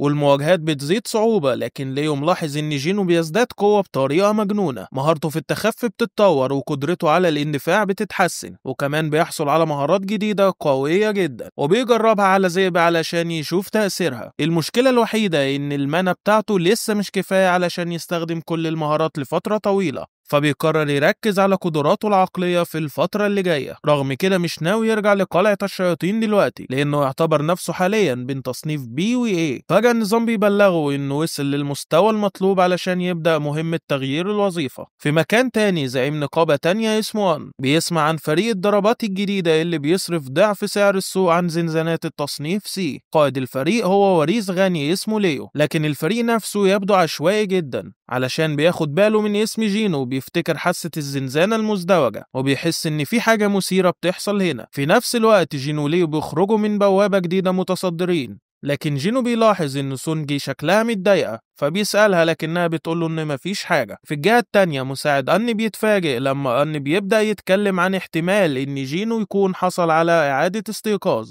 الراجل نجا من 3 كوارث كبيرة، وكل مرة كانت الجثث بتكتر، لكنه دايما كان بيخرج حي. إعادة الاستيقاظ هي التفسير الوحيد. أن بيقرر يروح يشوفه بنفسه. أن بيوصل عند بوابة جينو، لكنه بيتفاجئ لما بيلاقي إن الفريق عامل زي ما يكون في رحلة. سونجي بتوضح له إن المنظمة محظورة، وبتقول له إنها صيادة وبتعرف إنها جزء من فريق الضربات. أن بيتصدم لما بيعرف إن جينو ساب الفريق كله وقرر يخش الزنزانة لوحده. أن بيبدأ يعتقد إن جينو ممكن يكون أهم اكتشاف في حياته، لكنه بشكل غريب بيقرر يمشي من غير ما يعمل أي حركة. جينو بيرفع سعر البوابات وبيستعد لمهمة تغيير الوظيفة. بعد يوم طويل من الغارات جينو بيقول لليو إنه مش هيقدر ينضم لأي غارة بكرة لأنه عنده مشاغل، فبيقرروا يأجلوا الهجمات لبعدين. في الوقت ده بنشوف مشهد غريب جدا. تشوي دايما بيصحى من كابوس وبيبص على أوراق مهمة، وبيكتشف إن الوقت قرب علشان تبدأ مهمة الاستطلاع في جزيرة جوجو، عرض من نقابة النمور البيضاء. جينو بيخلص يومه، لكن فجأة واحد اسمه أن بيعرف نفسه على إنه مدير نقابة النمور البيضاء، واحدة من أقوى النقابات في البلاد. أن مش بيضيع وقته، بيقدم لجينو عرض بإنه يدفع له ضعف اللي بياخده من شركة يوجين للإنشاء، وكل ده علشان بس ينضم للنقابة بتاعته. أن متأكد إن جينو مجرد تصنيف إيه ومش هيقدر يرفض العرض، لكنه بيتصدم لما جينو بيسأله على قيمة مقر نقابة النمور البيضاء. أن بيرد بثقة إن المقر بيساوي 50 مليار وون، لكن صدمته بتزيد لما جينو بيكتشف إن شركة الإنشاءات بتبني له مبنى بقيمة 30 مليار.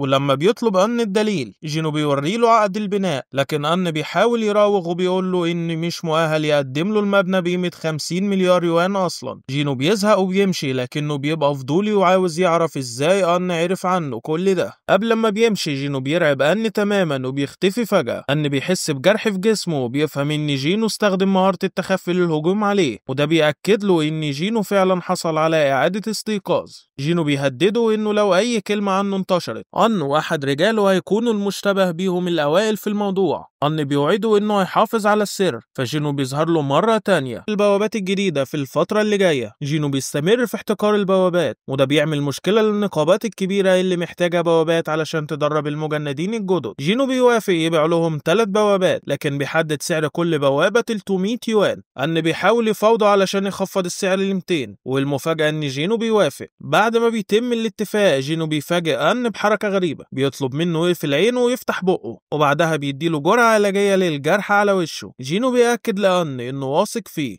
لكنه بيفكروا إنه لو فتح بقه عن أي حاجة هيكون دي مشكلة كبيرة، ومساعده بيسأله عن اللي حصل. أن بيعترف إنه كان فاكر إن جينو شخص قوي، لكنه طلع أخطر مما متوقع. في اليوم اللي بعده، ليو بيأكد إنهم استلموا 600 مليون يوان، وهو مش مصدق ازاي جينو قدر يطلع المبلغ ده من البوابات. ليو بيسأل جينو عن خطته، لكنه في الأخير بيحتفظ بالأمر كسر تجاري. في نفس الوقت أن بيكتشف إنه اتخدع من جينو، لأن في دلوقتي بوابات تصنيف سي بتتباع بأقل من 70 مليون يوان، وده معناه إن جينو رفع الأسعار عليه بشكل ذكي. أن بيوصل له رسالة من جينو وبيقول له إنهم بقوا على قدم المساواة بعد ما كان بيتجسس عليه، وأن بيفهم إن جينو مش شخص سهل، لكنه سعيد لأنه حصل على رقمه على الأقل. بعدها جينو بيقرر يروح في رحلة إلى مكان بعيد علشان يبدأ مهمة تغيير الوظيفة. بيوصل لغابة منعزلة تماما عن أي حياة، لأنه مش عارف إيه اللي ممكن يتوقعه من المهمة دي. في الماضي واجه نوعين من الدنجن بمفاتيح، لكنهم كانوا إجباريين زي مهام العقاب والطوارئ. أما مهمة تغيير الوظيفة فهي اختيارية، وده بيخليه يفكر إنها حاجة ضخمة جدا هتخليه أقوى بشكل هائل. مهمة تغيير الوظيفة تبدأ مواجهة الفرسان المدرعين والدخول إلى البوابة. جينو بيقرر يقبل مهمة تغيير الوظيفة، وفجأة البوابة بتفتح قدامه، لكنه فجأة بيفتكر إنه لسه مخلصش المهمة اليومية، لكنه بيقرر إنه هيتعامل معاها بعدين. بيعلن إن اللعبة الحقيقية بتبدأ الآن، وبيدخل داخل البوابة. بمجرد دخوله جينو بيلاحظ إن في قيود غريبة على المكان، ما يقدرش يستخدم الجرعات العلاجية، وما يقدرش يتعافى بالكامل، وما يقدرش يخرج من البوابة إلا بعد ما يخلص المهمة بالكامل. ده معناه إنه لازم يكون في قمة الحذر، لأنه لو تعب أو أصيب بشدة مش هيكون عنده أي وسيلة للشفاء. فجأة جينو بيسمع صوت اقتراب شيء ضخم، بيستعد للهجوم، وفجأة وحش ضخم مغطي بدرع تقيل بيظهر. جينو بيهاجمه فورا، لكن ضرباته مش بتأثر عليه إطلاقا. بيحاول مرة تانية، لكن هجومه عديم الفائدة. الوحش بيبدأ يرد الهجوم بقوة مجنونة. جينو بيتفادى الضربات بسرعة خرافية، وبيقرر انه يواجهه بطريقة مختلفة، وهو واجه قبل كده وحوش اقوى بكتير من ده. فبيستخدم ايديه وبيقطع الوحش نصين بوحشية، لكنه مش سعيد ابدا لانه ضيع فرصة استخدام مهارة الضربة القاتلة على وحش ضعيف. في الوقت ده ليو بيتعشى مع ابوه، واخوه جيسونج بيوصل كمان. الاب بيسأل جيسونج عن مشروع انشاء نقابته الخاصة، وبيكتشف ان كل الصيادين التصنيف اس اللي كلهم رفضوا الانضمام ليهم. لكن جيسونج بيكتشف انه بدأ التفاوض مع صيادين من دولة تانية، وده بيخلي ليو يدرك انه هيكون عنده منافسة شرسة. المفاجأة ان جيسونج عارف ان ليو بيخطط لحاجة سرية، وبيحذره انه ما يقفش في طريقه. ليو بيبقى ساكت، لكنه واثق ان اخوه ما عندوش فكرة عن مدى قوة جينو الحقيقية. نرجع للدنجن. جينو مكمل في تحطيم الوحوش، لكنه بيبدأ يحس بالإرهاق. فجأة وحش خفي بيهجم عليه، كأنه بيكتشفه وبيقتله في لحظة. قبل ما يرتاح، وحش ساحر بيستخدم سحر الضوء وبيظهر. جينو بيبدأ يربط بين القتال الحالي ومعركته السابقة. الوحش المدرع يشبه الوحوش القوية اللي واجهها قبل كده. الوحش الخفي يتطلب مستوى عال من الإدراك لاكتشافه. الساحر محتاج مستوى ذكاء عالي علشان يقدر يواجهه، لكنه لسه مزودش الإحصائية دي بما فيه الكفاية. القتال بقى أصعب مما متوقع، التعب بيزداد بسرعة، فبيعرف إنه لازم ينهي المعركة فورا. في الوقت ده السيد تشوي بيجتمع مع الصيادين التانيين، لأنهم مستعدين أخيرا للتحرك نحو جزيرة جوجو. في الدنجن جينو بيهزم الوحوش وبيحصل على درع مميز كمكافأة، لكنه بيكتشف انه مهتمش بمعداته الفترة اللي فاتت. لما بيلبسها بيكتشف انه غير مرئي وما بتأثرش على حركته، وده بيخليه مثالي تماما لطريقته في القتال. جينو بيحس انه اصبح اقوى بشكل ملحوظ، وده بيخليه يقرر يكمل. فجأة باب ضخم بيفتح قدامه، وريح قوية بتطلع منه، والجو بيبقى مرعب تماما. جوه القاعة بنشوف عرش عملاق، وفجأة بيحس برعب غريب. الصوت اللي بيسمعه والطاقة اللي بيشعر بيها بتخلي جسده كله يفكر في شيء مألوف، والضغط اللي حاسس بيه بنفس قوة تجربة الدنجن المزدوج. والمفاجأة الكبرى، كل القوة دي جاية من خصم واحد بس، عدوه القديم القائد الفارسي إغريس. بنروح بقى للمواجهة القاتلة، جينو ضد إغريس. إغريس يدخل المعركة بقوة. بمجرد ما شافه جينو عارف إن إغريس مش زي أي عدو واجهه قبل كده. الفارس ده بيتحرك بسرعة جنونية وبيقطع الأعمدة كأنها مجرد فروع أشجار صغيرة قبل ما جينو حتى يحاول يرد الهجوم. إغريس بيوجه له ضربة قوية ويسحقه على الفور، وده بيخليه يطير في الجو زي العروسة اللعبة. جينو بيحاول يهاجم بسرعته الخرافية لكنه مسعوق لما يكتشف إن هجماته ما بتأثرش على درع الفارس. بيحاول يصد ضربة قاتلة لكنه يتراجع للخلف بعنف. هنا بيستوعب إنهم متساويين في السرعة لكن القوة البدنية لإغريس لا تقارن. جينو بيعرف إنه ما يقدرش يفوز من غير سلاح مناسب، فبيقرر يحول شيء جديد. بيرجع خنجره إلى مخزونه لكنه بيتفاجئ لما إغريس بيرمي سلاحه برضه، كأن المعركة بقت نزال شرقي بالأيادي العارية. القتال يستمر، جينو في موقف صعب جدا. إغريس ما بيضيعش لحظة وبيبدأ يسحق جينو بيطير عبر الجدران من قوة الضربات وبيحاول بكل قوته التصدي ليها. جينو عارف إنه مش قادر يتفوق عليه بالقوة، فبيقرر يعتمد بالكامل على سرعته. بيبدأ يتحرك بسرعة لا تصدق وبالفعل يدفع إغريس للخلف لأول مرة، لكن بمجرد ما يظن إنه كسب بعض التفوق إغريس يرد الهجوم بأقوى مما قبل. جينو بيحاول بكل ما عنده لكن إغريس بيستمر في سحقه، وفي الآخر بينطرح على العرش وإغريس بيقترب منه لإنهاء المعركة. لحظة الحزم، إغريس بيرفع سيفه لضربة قاتلة لكن جينو بسرعة مجنونة بيمسك سيفه بإيد واحدة بس. جينو بيعلن بصوت قوي: لسه ما خسرتش. بسرعة بيستدعي خنجره من المخزون وبيتمكن من طعن الفارس داخل فتحة خوسته، لكن الضربة مش عميقة كفاية، فجينو بيحشد كل قوته ويدفع الخنجر أكتر وأكتر. الفارس بيحاول يستخدم سلاح جينو ضده لكن جينو بيبتسم وبيقوله: أسلحتي ما بتتغيرش ملكيتها، ولو حاولت تستخدمها بترجع لمخزوني. وباستخدام كل قوته المتبقية جينو يوجه ضربة قاتلة أخيرة دافنا الخنجر في جمجمة إغريس. إغريس يصبح ساكنا تماما ساقطا بلا حركة، وبعد لحظة من الصمت بتظهر رسالة على الشاشة: تم القضاء على القائد الفارسي إغريس. جينو بيلتقط أنفاسه مدركا تماما إنه فاز بمعجزة. الفرق بينه وبين إغريس كان هائل في القوة والمهارة وحتى الدفاع، لكن بفضل ذكائه ومهاراته وإصراره قدر يقلب الطاولة ويفوز بأعجوبة. لكن لو عمل غلطة واحدة بس كان زمانه تحت الأرض دلوقتي. جينو بعد كده بياخد 4 مكافآت، واحدة منهم 5 مليون ذهب والتانية خوذة رتبة اس كان لابسها إغريس. مفتاح قلعة الشياطين كان برضه رتبته اس، بس جينو عمره ما كان عنده معدات بالمستوى ده قبل كده. المدهش ان الخوذة بتعزز احصائياته وبتقلل الضرر بنسبة 15%. جينو كمان بياخد حجر مهارة اسمها يد الحكام. اخر مكافأة كانت حجر انتقال فوري، بس مش قادر يحطه في مخزونه، فمستغرب هو ليه اخده دلوقتي. الموضوع ملوش اي معنى انه ياخده بعد ما خلص الزنزانة، فجينو بيبدأ يشك ان المهم التغيير الوظيفة لسه ما خلصتش. وفجأة بيتصدم لما بوابات كتيرة بتفتح مرة واحدة. اشعار بيظهر بيكشف ان مهمة تغيير الوظيفة لسه بتبدأ دلوقتي. جينو مطلوب منه يقاوم لأطول فترة ممكنة علشان يجمع نقاط التقدم. لازم يكسب النقاط دي علشان يرتقي في الرتبة، بس هو مش فاهم ده معناه ايه بالظبط. عداد زمني بيظهر. جينو بيدرك انه هيواجه مواجهات لا نهائية من الاعداء. بيرتاح شوية لما بيشوف انهم مش بقوة إغريس، لانه عارف لو كانوا كده كان هيتهزم في ثواني. جينو واثق انه يقدر يتعامل معاهم، بس الصدمة إن العدد ضخم جدا. رغم كده هو مش خايف وبيهجم عليهم بكل قوته. في نفس الوقت الصيادين التانيين بيطيروا لجزر جوجو. بعد شوية بنرجع تاني لجينو اللي لسه وسط المعركة، والبوابات لسه بتطلع أعداء أكتر وأكتر. التحدي الحقيقي في المهمة دي هو الصمود لأطول وقت ممكن، فجينو بيبدأ يستخدم مهارات التخفي.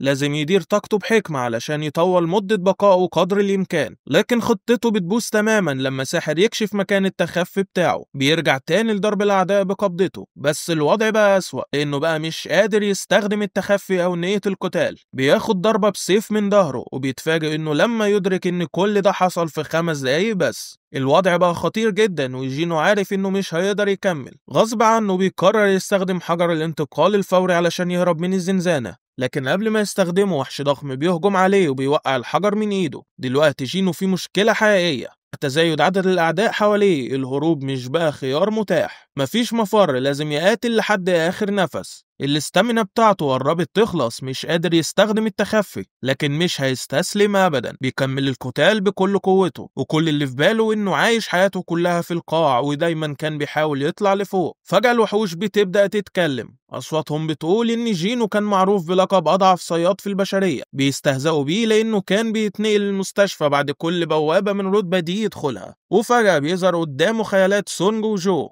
وبيقولوا له يبطل يجبر نفسه على القتال. بعدهم نسخته القديمة بتظهر بتقول له انه وصل لمستوى عالي جدا ولازم يكتفي بكده. نسخته القديمة حتى مش قادرة تعترف بيه. بس هل جينو هيستسلم؟ عارف مكانه الحقيقي في العالم. جينو بيحاول يتفادى الهجمات بس مش قادر يكمل لانه بيسحق تماما. جينو الصغير بيقول له انه بياخد اللي بيستحقه لانه افتكر انه مستعد للقتال ده. الكلام ده بيخليه يشك فعلا لو كان اتغير بجد ولا لا. وفجأة اشعار بيظهر وبيقول له ان الوقت خلص على مهمته اليومية وهيتعاقب علشان ما كملهاش. ووقتها جينو بيفهم اللعبة. الحظ مهارة برضه. جينو بيودعهم وبيتنقل تاني لمنطقة العقاب. أول ما بيوصل بيحس بالامتنان لأن العقوبة دي في الحقيقة أنقذته من الموت. بس جينو مش قادر يمنع نفسه من التفكير. هل دي كانت مجرد صدفة ولا النظام نفسه بيحاول يحافظ عليه حي؟ فبيقرر ما يدوخش نفسه بالتفكير في الموضوع وبيشرب شوية جرعات علاجية علشان يستعيد طاقته. لكن للأسف إشعار بيظهر وبيقول له إنه لو حالته بقت سيئة بزيادة الجرعات مش هتعالج نقاط حياته. لازم يستنى يشفى طبيعي أو يرتقي في المستوى علشان يستعيد قوته بالكامل. وفجأة مجموعة الوحوش اللي كان بيقاتلهم قبل كده بيظهروا تاني. بس جينو مش خايف، بالعكس شايف أي ألم هيحس بيه هيخليه أقوى. بنروح للبيت. جينا بتلاحظ إن جينو لسه مرجعش وبتتساءل إذا كان عنده بنت بيقابلها ولا لأ، وبتأمل إنه يكون موجود في اجتماع المدرسة القادم. نرجع لجينو اللي قدر يهزم الوحوش اللي كان بيترعب منها قبل كده. وناطقة القتال استعداد نقاط حياته بعد ما ارتفع مستواه. باقيله 10 دقايق في منطقة العقاب فبيستغلهم وبيحصل على خنجر قاتل الفرسان. السلاح ده مثالي جدا لأنه بيعمل على 25% ضرر زيادة ضد الوحوش المدرعة. بعدها جينو بيستخدم الحجر السحري اللي أخده بعد هزيمة إغريس واللي بيمنحه مهارة يد التحكم. الغريب إنها مش بتستهلك مانا وبتسمح له إنه يحرك الأشياء عن بعد من غير ما يلمسها. يتذكر إن إجريس استخدم المهارة دي على سيفه لكن لما بيجربها بيكتشف إنه مش قادر يحرك الأشياء الكبيرة لسه. الوقت قرب يخلص وجينو بيقول إنه هيضطر يعتمد على شوية حظ علشان يكمل. فجأة بيتم نقله مرة تانية للزنزانة مستعد لجولة جديدة من القتال. على الجانب الآخر الصيادين التانيين قربوا من جزيرة جوجو وتشو بتلقي تقرير عن مصادر مانا متعددة تحت المية. لما بيشوفوها بعينه بيكون مصعوق تماما. أما في الزنزانة جينو مبسوط بأداء خنجر قاتل الفرسان لأنه حاسس بشعور غريب. بيقتل الوحوش لكن مش حاسس إنه فعليا اللي بيعمل كده، لكنه الأكثر قلقا من السحرة اللي بيرموا تعويذات من غير ما يهاجموا مباشرة. فجأة جينو بيدرك الحقيقة. السحرة مش بيهاجموه لأنهم مسؤولين عن فتح البوابات واستدعاء الفرسان. بياخد القرار إنه يهاجم السحرة الأول وبمجرد ما بيقتل واحد منهم بعض الفرسان بينهاروا. دلوقتي وهو عارف الخطة بيركز على باقي السحرة بيحاولوا يستخبوا ورا الفرسان لكن جينو بينجح في قتل واحد تاني وبيتبقى 3 سحرة بس. السحرة ال3 الأواخر بيجمعوا قوتهم مع بعض وبيستدعوا جوليم ضخم. انه بيروح لمنطقة مرتفعة وبيخطط لحركاته اللي جاية لانه عارف ان السحرة دول فاكرين ان الجوليم هو سلاحهم الاقوى. المسخ الكبير احسن من شوية صغيرين. جينو بيشوف ان ده تفكير غلط، بالعكس لما الاعداء بيكونوا اقل بيبقى اسهل يركز على السحرة. وفعلا جينو بيمسح السحرة بالكامل لكن الجوليم لسه واقف. لكن بطلنا بقى قوي لدرجة انه بيحطم الجوليم بالقوة البدنية بس. وبكده كل الوحوش اتسحقت. إشعار بيظهر وبيقول له إن أنهى مهمة تغيير الوظيفة دلوقتي. يقدر يختار فئة قتالية متقدمة على حسب النقاط اللي جمعها خلال المهمة. لكن الصدمة مفيش اختيار أصلا. الإشعارات بتبدأ تنهال عليه بكلام كتير بتتكلم عن أي طريق هيمشي فيه مليان جثث وريحة دم وإنه بيطمع في قوة جبارة وبيرسم طريق لنفسه من غير ما يعتمد على حد.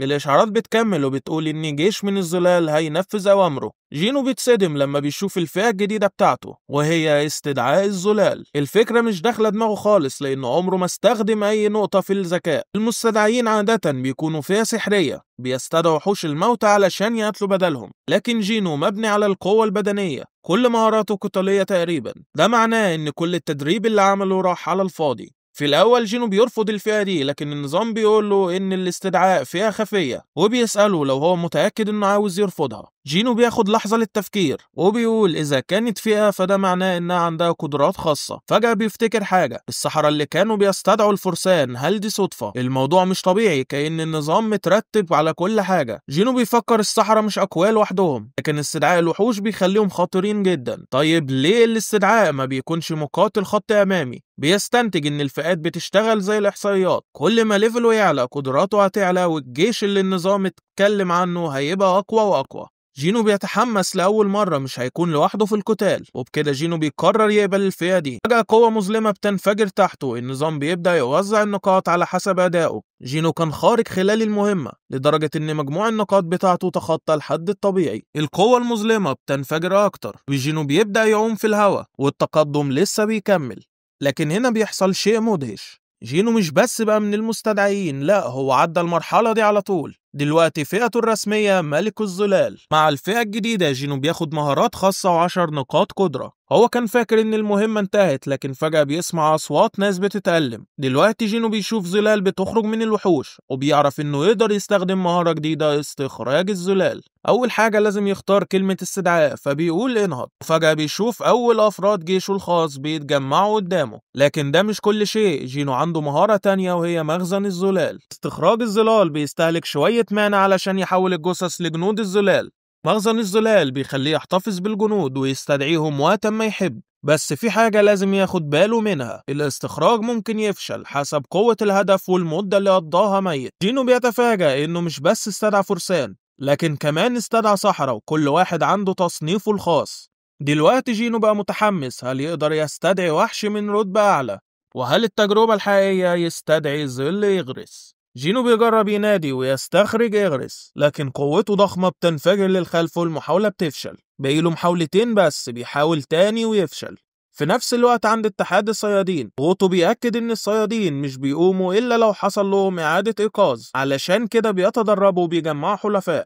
لكن جينو عنده رأي تاني، بيتكلم مع جثة إغرس مباشرة وبيقول له إنه محارب وإن القتال هو غايته الوحيدة، فليه يسيب نفسه يضيع كده؟ جينو بيعلنها صريحة، لو محتاج حد تهديله سيفك فقاتل تحتي. بيستخدم المحاولة الأخيرة وبيقول انهض. قوة رهيبة بتنفجر من جسد إغرس، لكن المرة دي مختلفة، ظل إغرس بيخرج أخيرا للعام. النظام بيدي جينو الفرصة انه يدي إغرس اسم جديد، لكنه بيختار يسيبه باسمه الأصلي احتراما ليه. وفي نفس اللحظة غوتو بيتكلم عن إعادة الإيقاظ، وبيأمل في ظهور صياد يكسر كل التوقعات. وبالفعل ده اللي بيحصل قدامه. إغرس ومعاه كل جيش الظلال بيرقعوا على ركابهم أمام ملكهم الجديد جينو. من النهاردة كلكم راكبين معايا. على الجانب الآخر الصيادين وصلوا أخيرا لجزيرة جوجو. تشو بيفحص نملة حمراء من الغارة اللي حصلت، وبيتصدم لما بيكتشف الوحوش بدأت تتطور. النمل نمت له أجنحة. وبكده يا صديقي نكون خلصنا الموسم الأول من أنمي سولو ليفلينج. لو عجبك التلخيص ما تنساش تحط لايك وادعمنا بزر الاشتراك وفعل الجرس علشان يوصلك كل جديد.